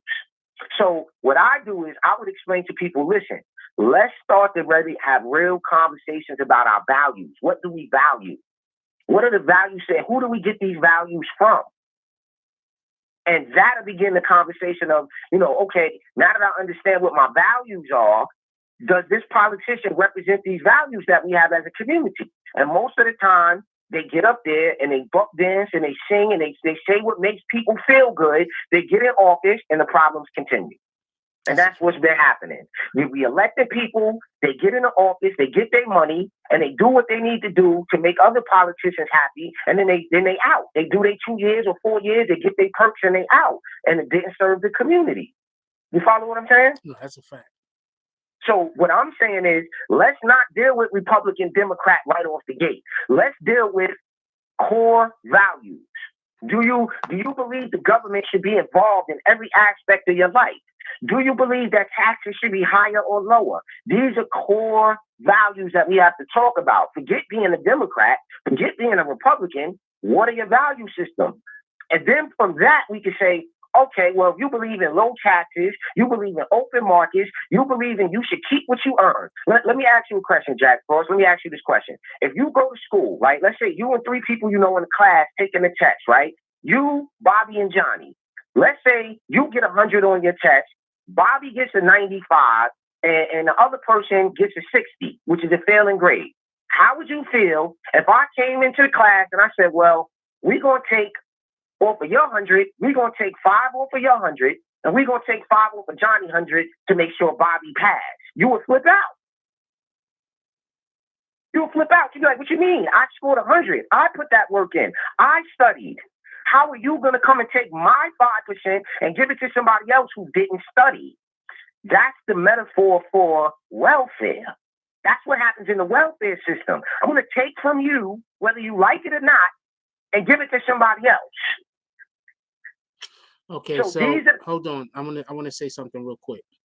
Mm-hmm. So we live in a community. We live in a society that there just aren't enough jobs. Period. If every single job that is out there, you had people that actually filled those positions, and not only that, but you also had every single job which currently doesn't do it, paid a livable wage, It's lots of jobs out there that do not pay livable wages. So if you had every single job out there with every single position currently filled, and on top of that, you had every single which one of those positions that was filled have a livable wage, you would still have people that wouldn't be able to have a job. What about them? Okay. So what is the unemployment rate in the United States right now? Hold on. That's not the discussion that I just asked you. No, I'm saying for us to talk about there's not enough jobs, No. employment. No. That goes into employment. Hold that's on. a fair question. You say unemployment, people can't get jobs. So my question is, what's the current unemployment rate? That's not what I said. I'm going to repeat it one more time. Hold on, one more time. Let's say that every single job that currently has a position was filled. Every job was filled. So there is no jobs nowhere at all. Every single position is filled. And let's say, for argument's sake, every single which one of those positions that were filled paid people a livable wage. Now, the majority of jobs, at least in New York City, don't really pay livable wages. This is a fact. Okay? So what I'm saying is, let's say, and also just so we can be clear, because somebody says you can make your own job. Okay, let's say 50% of the people. Hold on. Let's say 50% of the people who, but there's still only but so many. How many? It's not possible for every single human being to have a job in America. There's just not enough jobs to go around. I don't agree with that. I don't agree with that. Hold on. You know why? Because the unemployment rate is low as it's ever been. Hold on. Because there's just not enough jobs to go around. And even more importantly than that, the majority of these jobs, like McDonald's, you can't work at McDonald's and have an apartment, and that's not a livable wage. You can't work at any fast food restaurant dang year and have a livable wage. You can't be a person that washes cars and have a livable wage. So a lot of these people, they need some type of support, because what you rather just say, you know what, screw it. Everybody that don't have a livable wage, right? Everybody that don't have a job, or people that don't live in a livable wage, you just got to do with what you got, right? Then people are going to complain that we have a homeless problem. Then people are going to complain that they have all of these people that's walking around and making their communities look bad. So I do think that, there are people that are lazy and use the system to hustle. That's a fact. That happens. I'm not disputing that. I think that we need a better way to try to get those people out of the system. Screw them people. I'm not talking about the.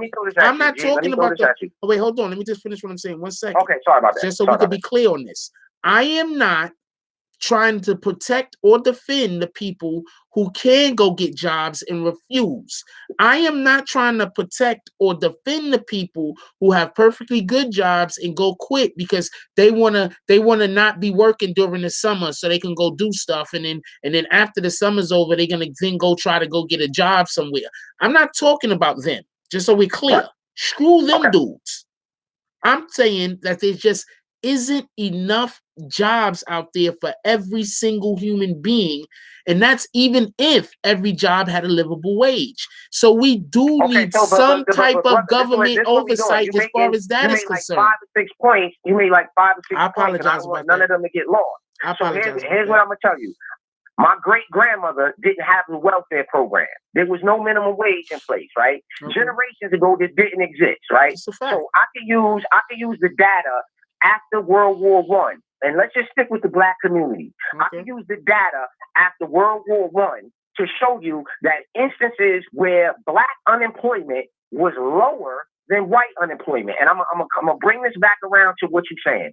One thing I don't like to do, because for me, and again, it's just for me, I don't like to deal with hypotheticals. That's why when you say unemployment, I go for the statistic, because the hypothetical takes us down a rabbit hole that may or may not get us where we need to go. But if we're going to talk about hard data, hard facts, like what are the absolute data points on what we're talking about? The idea of entrepreneurship is not encouraged. This idea, like I've heard this so many times, I ain't flipping no burgers. I'm not digging no holes. I'm not doing that. Do you understand what I'm saying? Like, people in America, and this isn't on the feet of Black people specifically, but in America, we no longer have an industrialized economy. This goes into understanding economics, basic economics. We have what's called the service industry. Our economy is driven by the service industry. Most jobs here in America are driven by the service industry, providing a service. The other basis for that is industrial, working at a car plant, working at somewhere assembling industrial parts. The other part of our economy is intellectual property. Okay. So now entrepreneurship should be encouraged, right? The other part to this is this. That problem is a problem because we have 70% of our children, specifically Black children, 70% of our children are born in single family households. When you pull the statistics on the single family household income, that's going to be lower than obviously the married Black couple who's not in poverty. The average Black married couple is a middle class couple. They aren't in poverty. So a lot of what we have to do is start to look at hard facts. What are the hard data points? How many of our children, I encourage my 16, 17-year-old daughter to open her own business. You can work at McDonald's and flip burgers. You could do that. But what are you doing with the money you get? Because you're just building McDonald's. You're getting ready to send the owner to McDonald's. You sell 3,000, 5,000 hamburgers in a day. You getting ready to send him on vacation. So while you're working for him, build up your healthcare business. I mean, your health and beauty business. Start to build. So I think it goes back to the same thing again. What are your core values? And I'm not speaking to you directly. I'm saying if your core values tell you just get a job, just pay your rent. And I'm not saying you're promoting or suggesting that. I'm just speaking. I'm saying if your core values are get a job, get an apartment, get a flat screen TV, get all of this stuff, and then you good, you Gucci because that's your core values. My core values might be I'm gonna work here so I can start my own business. I'm gonna take what I learned here and bring it somewhere else. So to answer your question directly, we never had a safety net. Historically, we never had a welfare system to do that. Okay. Historically, we never had it. So when what you're doing with the welfare system is you're incentivizing laziness. Okay. It's an incentive. You got a person who won't get a job because it'll mess up their benefits. Okay, hold on. No, I know people like that. Screw them. I already said that. I'm not talking about them. Let me just close the point. Let me just close this point. So what I'm saying is, do I have a solution to the problem? I'm not as naive or egotistical to think I know what everybody's problem is and that I could solve it. But I do know teaching young children to be entrepreneurial, teaching young children the value of hard work, teaching young children, the nuclear family model, a wife, a husband, and a child. Before we go, those to start to change. I think once we start to get back to that, then that problem that you're talking about will start to go away. Kids want to open businesses younger. Kids are going to, First of all, everything that you just said is stuff we preach on this channel every day. Just so you could be clear on that and understand that. Absolutely. Everything that you just said that we should be doing with the kid. Have you ever watched this channel before? No, right? Nah, and unfortunately, so this let me explain. I came into, so I'm gonna be on it. Once we hang up, I'm definitely going. I'm gonna do my homework. Okay, so this is basically stuff we talk about in the majority of our lives. About I just did a video. Just hold on. I did a video yesterday. I'm gonna tell you the name of the video. All right, I did a video yesterday, and it says young male shows the world he is not a real man, and it's basically talking against domestic violence. So and basically in that whole entire video, I'm speaking about how people are raising we need to do a better job of raising our kids and children and things like that, and how mental health is a real bad problem in America. So hold on, there's like a ton of things that I want to say. Look. First of all, when your grandmother, shout out to her, by the way, but real shout out, not a fake one, real shout out to everybody's grandparents. They had it hard back then. That's a fact. But like, remember how you just talked about how now that this is a service industry. Well, back when your grandmother was in her life before she was a grandmother, it wasn't a service industry. It was actually more industrial. We had that's a fact. Okay, so the jobs were different. You understand what I'm saying? Our economy has changed. So you can't now, if we're not going to do hypotheticals, you said you don't do hypotheticals, right? So you can't take a situation back when the world was different and then try to compare it to now. No, that's not what I'm doing, brother. That's not what I'm doing. But, when we have a conversation, it's got to be a comparison, right? So we're making the comparison. We saying right now, unemployment is at the lowest it's ever been in over 50 years, right? So when you say there's not enough jobs, hypothetically, and they're not paying a living wage, right? This is what our ancestors did. When they couldn't live somewhere and they couldn't afford, they moved. Okay. Right? So this is what I'm saying. People are now scared. We're not the same as we used to be. Humans, and we so dependent on technology, and we get so comfortable that it's a far. I sound crazy saying, well, if you can't afford to live on West 92nd Street, move. No, you think you could go get a job at McDonald's that's paying you $13 an hour and your rent's $1,800 a month? That doesn't make sense. Okay, first of all, let's just get something straight. Nobody is going to be working in McDonald's and be able to afford even a 1-bedroom or even a studio apartment. Because if you're working in McDonald's and you're making what? Let's just be generous. You're not going to be making $2,000 a month. But let's just be generous and say you're making $2,000. You're absolutely correct. Hold on. No. Hold on. Because you're stopping me before I make my point. I'll let you make your point, right? I think I'm being pretty fair. So my point is this: you're not even making $2,000 a month. A studio apartment. We talking about New York City right now, right? Studio apartment in New York City is gonna run you about $1,000, right? Who's gonna rent $1,000 apartment? Who is gonna rent $1,000 apartment to a person that's making $2,000 a month? Nobody. So how is that person supposed to live now? Let's say they don't got no family. They don't got nobody to live with. How are they supposed to live? All right, so you might not like the answer to this question. They supposed to do what they got to do. They supposed to work harder. That's what you're right. Maybe that's sell what some this is drugs. About. Maybe sell some drugs. We gotta help them. We gotta do something for them. What happened to people doing things for themselves? What happened to? So let me give you an example of something real quick because you're right. They should go sell some drugs. I personally go about, like I'm 40 years old, right? When I was 12 years old, I decided I was going to be a rapper. No matter what my mother said, no matter what my teacher said, I wanted to be a rapper. I dropped out of school because I believed in my talent, right? And I'm not saying everybody has this same drive, but I'm giving you an example of something. I can only use me because I don't want to go outside of, something that I can't speak to. So I decided that at 12 years old, I was going to be a rapper by any means necessary. That meant that I couldn't go to school because I always wanted to be in the studio. That meant that I couldn't hang out all the time with my friends and party because I needed to do this, right? So that led me from one thing to another to at 40 years old, I've sold millions of records in my career, right? And it all came from I'm not giving up. I got turned down for record deals. I could have easily said after 3 turn downs, I ain't never going to get signed and just forget it, right? So I'm speaking to core that it's always going to come back to your core values. What's your inner constitution? What are you made up on the inside? Because just because you get one job, go get another one. Okay, so I'm going to tell you what I personally did. You're talking about your personal life, right? I'm going to tell you about my personal life. So I had a job that I hated. I like my job, actually. Hold on. Okay, so I had a job I hated, right? So I stopped working at that job, and I started working at a different job, which I actually liked. But the job that I liked didn't pay enough. What was I supposed to do? Do what you love. Okay, hold on. Do what you love. Hold on. That's not the end of it. If you can't do what you love, do what you have to do. Because if you got children depending on you, right? That's one scenario.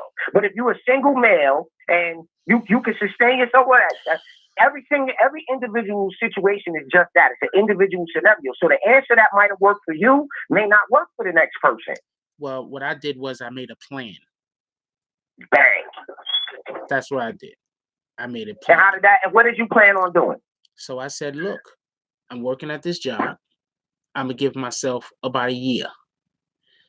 I went and got on public assistance because I couldn't afford to live. Because the job that I was working at didn't pay enough. I got on public assistance for 1 year. Now I do YouTube. I'm not on public assistance anymore. But that's the decisions that you have to make sometimes. That's a fact, and I'm not knocking anybody. So See, you in a once situation where again, public assistance was necessary, hold and I on. don't have a problem with assisting the public. What I'm saying is that when you can make it so simple, and just hear me out on this, when you could just walk into somewhere with 2 good legs, 2 good arms, you functioning, you can read and write, right, and you walk in and you say, I can't work.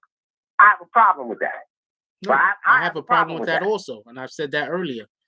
Right. So, but you said, yo, I had to get on a trip. I had a plan. I'm going to get on this. I'm going to get this together like this. That's all I'm really suggesting is you weren't scared of your plan. You didn't have the fear in you, whether your plan worked or not. You probably didn't care. You had a plan. No, my plan is going to work. Yeah, so you got that it gotta work mentality. That's different than the, I'm gonna just go get on this welfare, man, because I know I'm gonna get this 380 plus these food stamps, and then I'm gonna sell some weed on the side, and then I'm gonna do like that. Ain't no real plan. That's not a real plan. So we got to separate who we talking about here. I commend you on that. That's what I was saying. Secondly, I commend you on being able to be on a public platform and put yourself out there, because there's no shame. We live in a country where that's the system we have. So if you need it, use it. But if you don't need it, don't use that as a crutch, because that comes out of my pocket. You taking out of my kids' mouth to rock Jordan. When I go to a social service office and you tell me how this makes you feel, the home girl that's in there who kids is all Jordaned up, they got on all designer brand name, her nails is done, her hair's on fleek, and you in there for food stamps. Well, first of all, that has happened. 2, I don't care. You want to know why I don't care? I'm not concerned. Because I personally believe in paying it forward. I'm not concerned. I'm not concerned with what other people are doing with what they got. In my mind, she's fucking her own life up. Why? Why? Because I could just imagine if she's in some kind of social services place that her kids ain't eating right. If she's freaking got all of these Jordans, everybody clothes is there, everybody looking fly, and she's on social services because she's on public assistance of some kind, that means that her kids ain't eating right. That means that she probably has some kind of mental health issue. That's another thing that I think that people need to understand. Just because somebody is physically able to do something, that doesn't mean that they're mentally capable. So I think that the whole idea of we're just going to get rid of welfare altogether is a bad idea. No, that's a bad idea. Okay. I'm not pro that. And let me I just want you to know. I just want you to know that's how you sounded. Well, how it sounds and what it is may be 2 different things, but I'm gonna tell you something. When you talk about mental health, that's personal to me, because, and shout out to Just For You Family Support Services. So this is what I'm a living example. I practice what I preach, right? And so does my team. So I got a partner who did some time, went away, came home. He didn't decide to open a strip club. He didn't decide to open a recording studio. He decided to open a mental health clinic. We are one of the only the only all Black-owned mental health clinics in my county, servicing young Black families, right? So he didn't take no for an answer. You see what I'm saying? He came home and he's like, yo, I'm going to open up a mental health facility, because our people, when you come home from prison, you have mental health issues. You have post-traumatic stress. You have anxiety. You have all of these different things. Wait, first of all, getting sent to prison by itself is probably because of a mental health issue. Let's just be clear on that. On, my brother, right on. So I only interjected that point because when you say that, right, that hit a sore spot for me, because my phone, as I'm talking to you, my phone is ringing with clients all day long. And I'm hearing stories from my 16-year-old daughter just OD'd on Xanax, to my 19-year-old son is selling crack and is in jail. I get every call from there. Anything you could think about that has to do with that. So when I hear these things every single day of my life, and what I work towards and what my personal mission in life is to be of support to as many, not just Black families, but to as many people as I can be in support of, that's what I'm out here doing. And if you could practice what you preach, and I'm not making millions of dollars we're not making millions of dollars off of running a healthcare facility. It's more money in the poison that they're putting out there. These pharmaceutical companies making billions of dollars off of keeping us sick. You understand what I'm saying? So to combat that, we need more people who ain't scared. to open up a mental health clinic, who's not scared to open up a domestic violence counseling center like we have at Just For You Family Support Services. So when you just, I mean, not to go back, but you brought mental health into the equation, and I had to get that out there. We're here for those who need help. We got online counseling. If you have anxiety, substance abuse issues, mental health, depression, anxiety, PTSD, we do what we can do to support the community. So I just, maybe it changed the course of this conversation, but I had to throw that out there because you brought up mental health. I actually used to work at a mental health facility, so no, you're good. Go. Nah, and real quick, I also, for the listeners, please keep supporting this brother's platform. This is my first time being on the platform.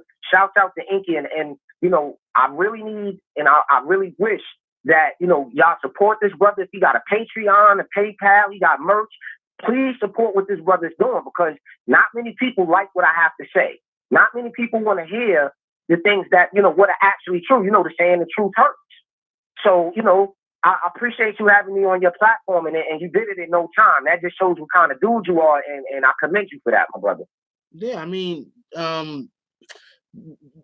people, we can't try to, whether I agree with you or not, isn't the reason why I will bring somebody on my platform. There's conversations that we just need to have. You're also welcome to come back. There's conversations that we just need to have. And sometimes you have to have somebody who have a view that is different from yours in order to be able to have those particular conversations.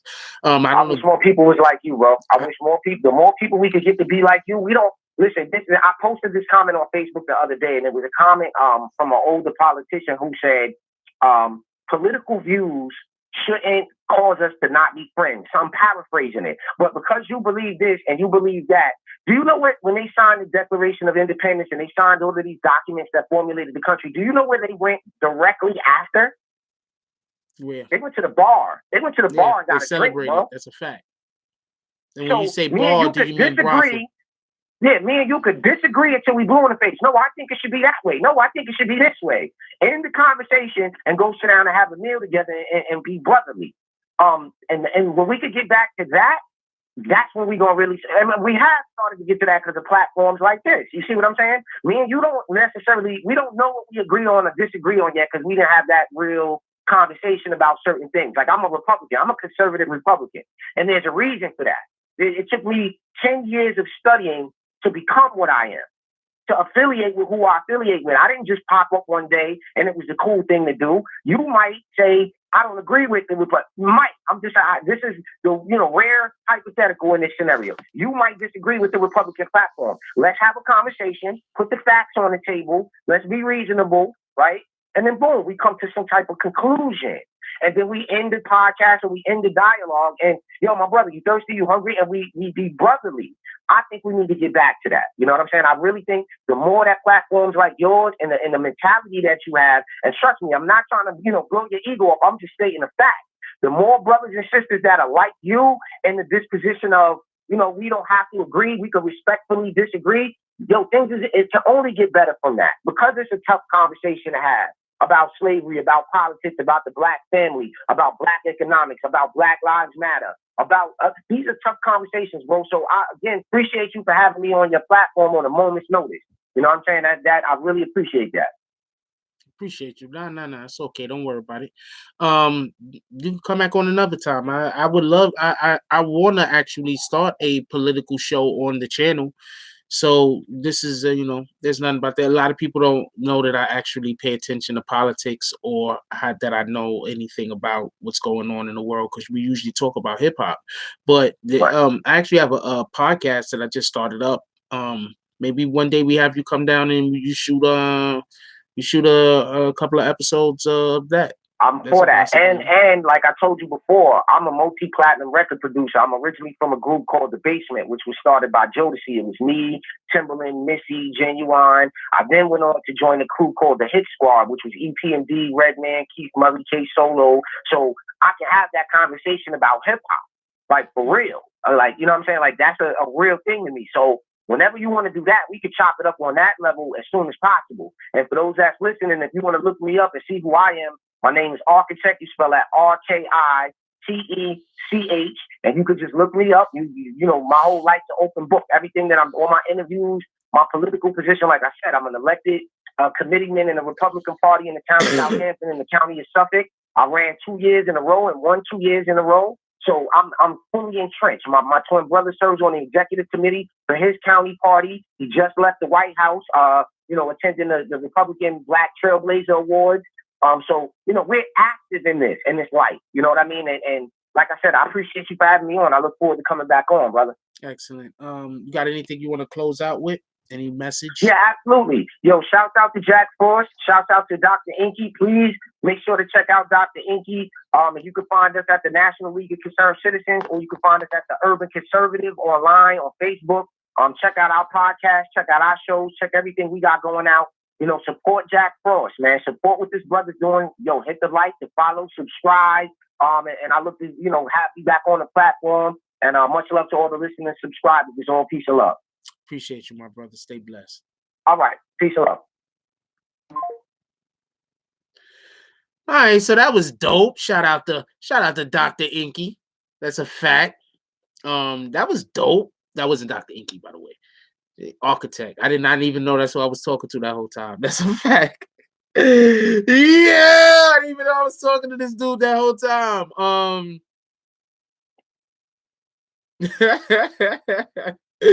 That was dope. But I gotta go. Look, I love all of y'all. I want all of y'all to have a beautiful day. Freaking man.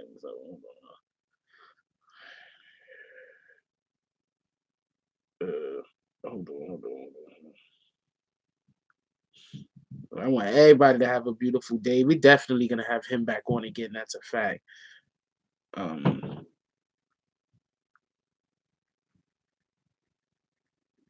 We're definitely gonna have him back on. That's a fact.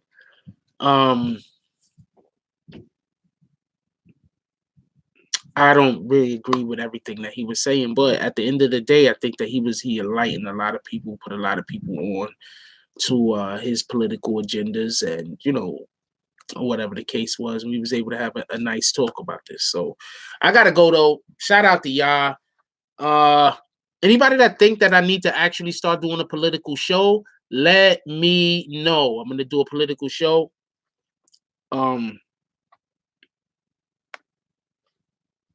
His name.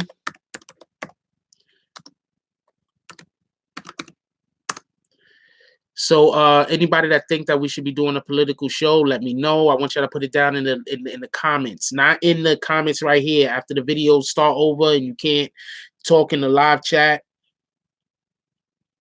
Put it in the comments here. All right, I want to know. I want to know what you guys think we should do about having a political show. Of course, I do want to cover politics. That's a fact. I want to cover some other things that's going on in the world. If anybody really want to know what this channel is really about and all of the things that we're going to get to and soon, you could just look at the old videos that was on the channel. Let me cover up this number before I show it by accident. Let's shine this right here.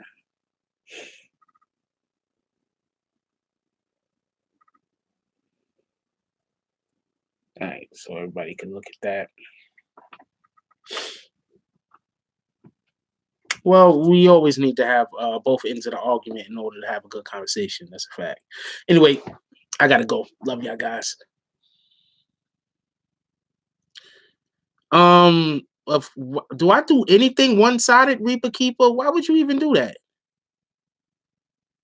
Why would I even do that? Why would you even make that comment, Reaper Keeper? What do I do one-sided? I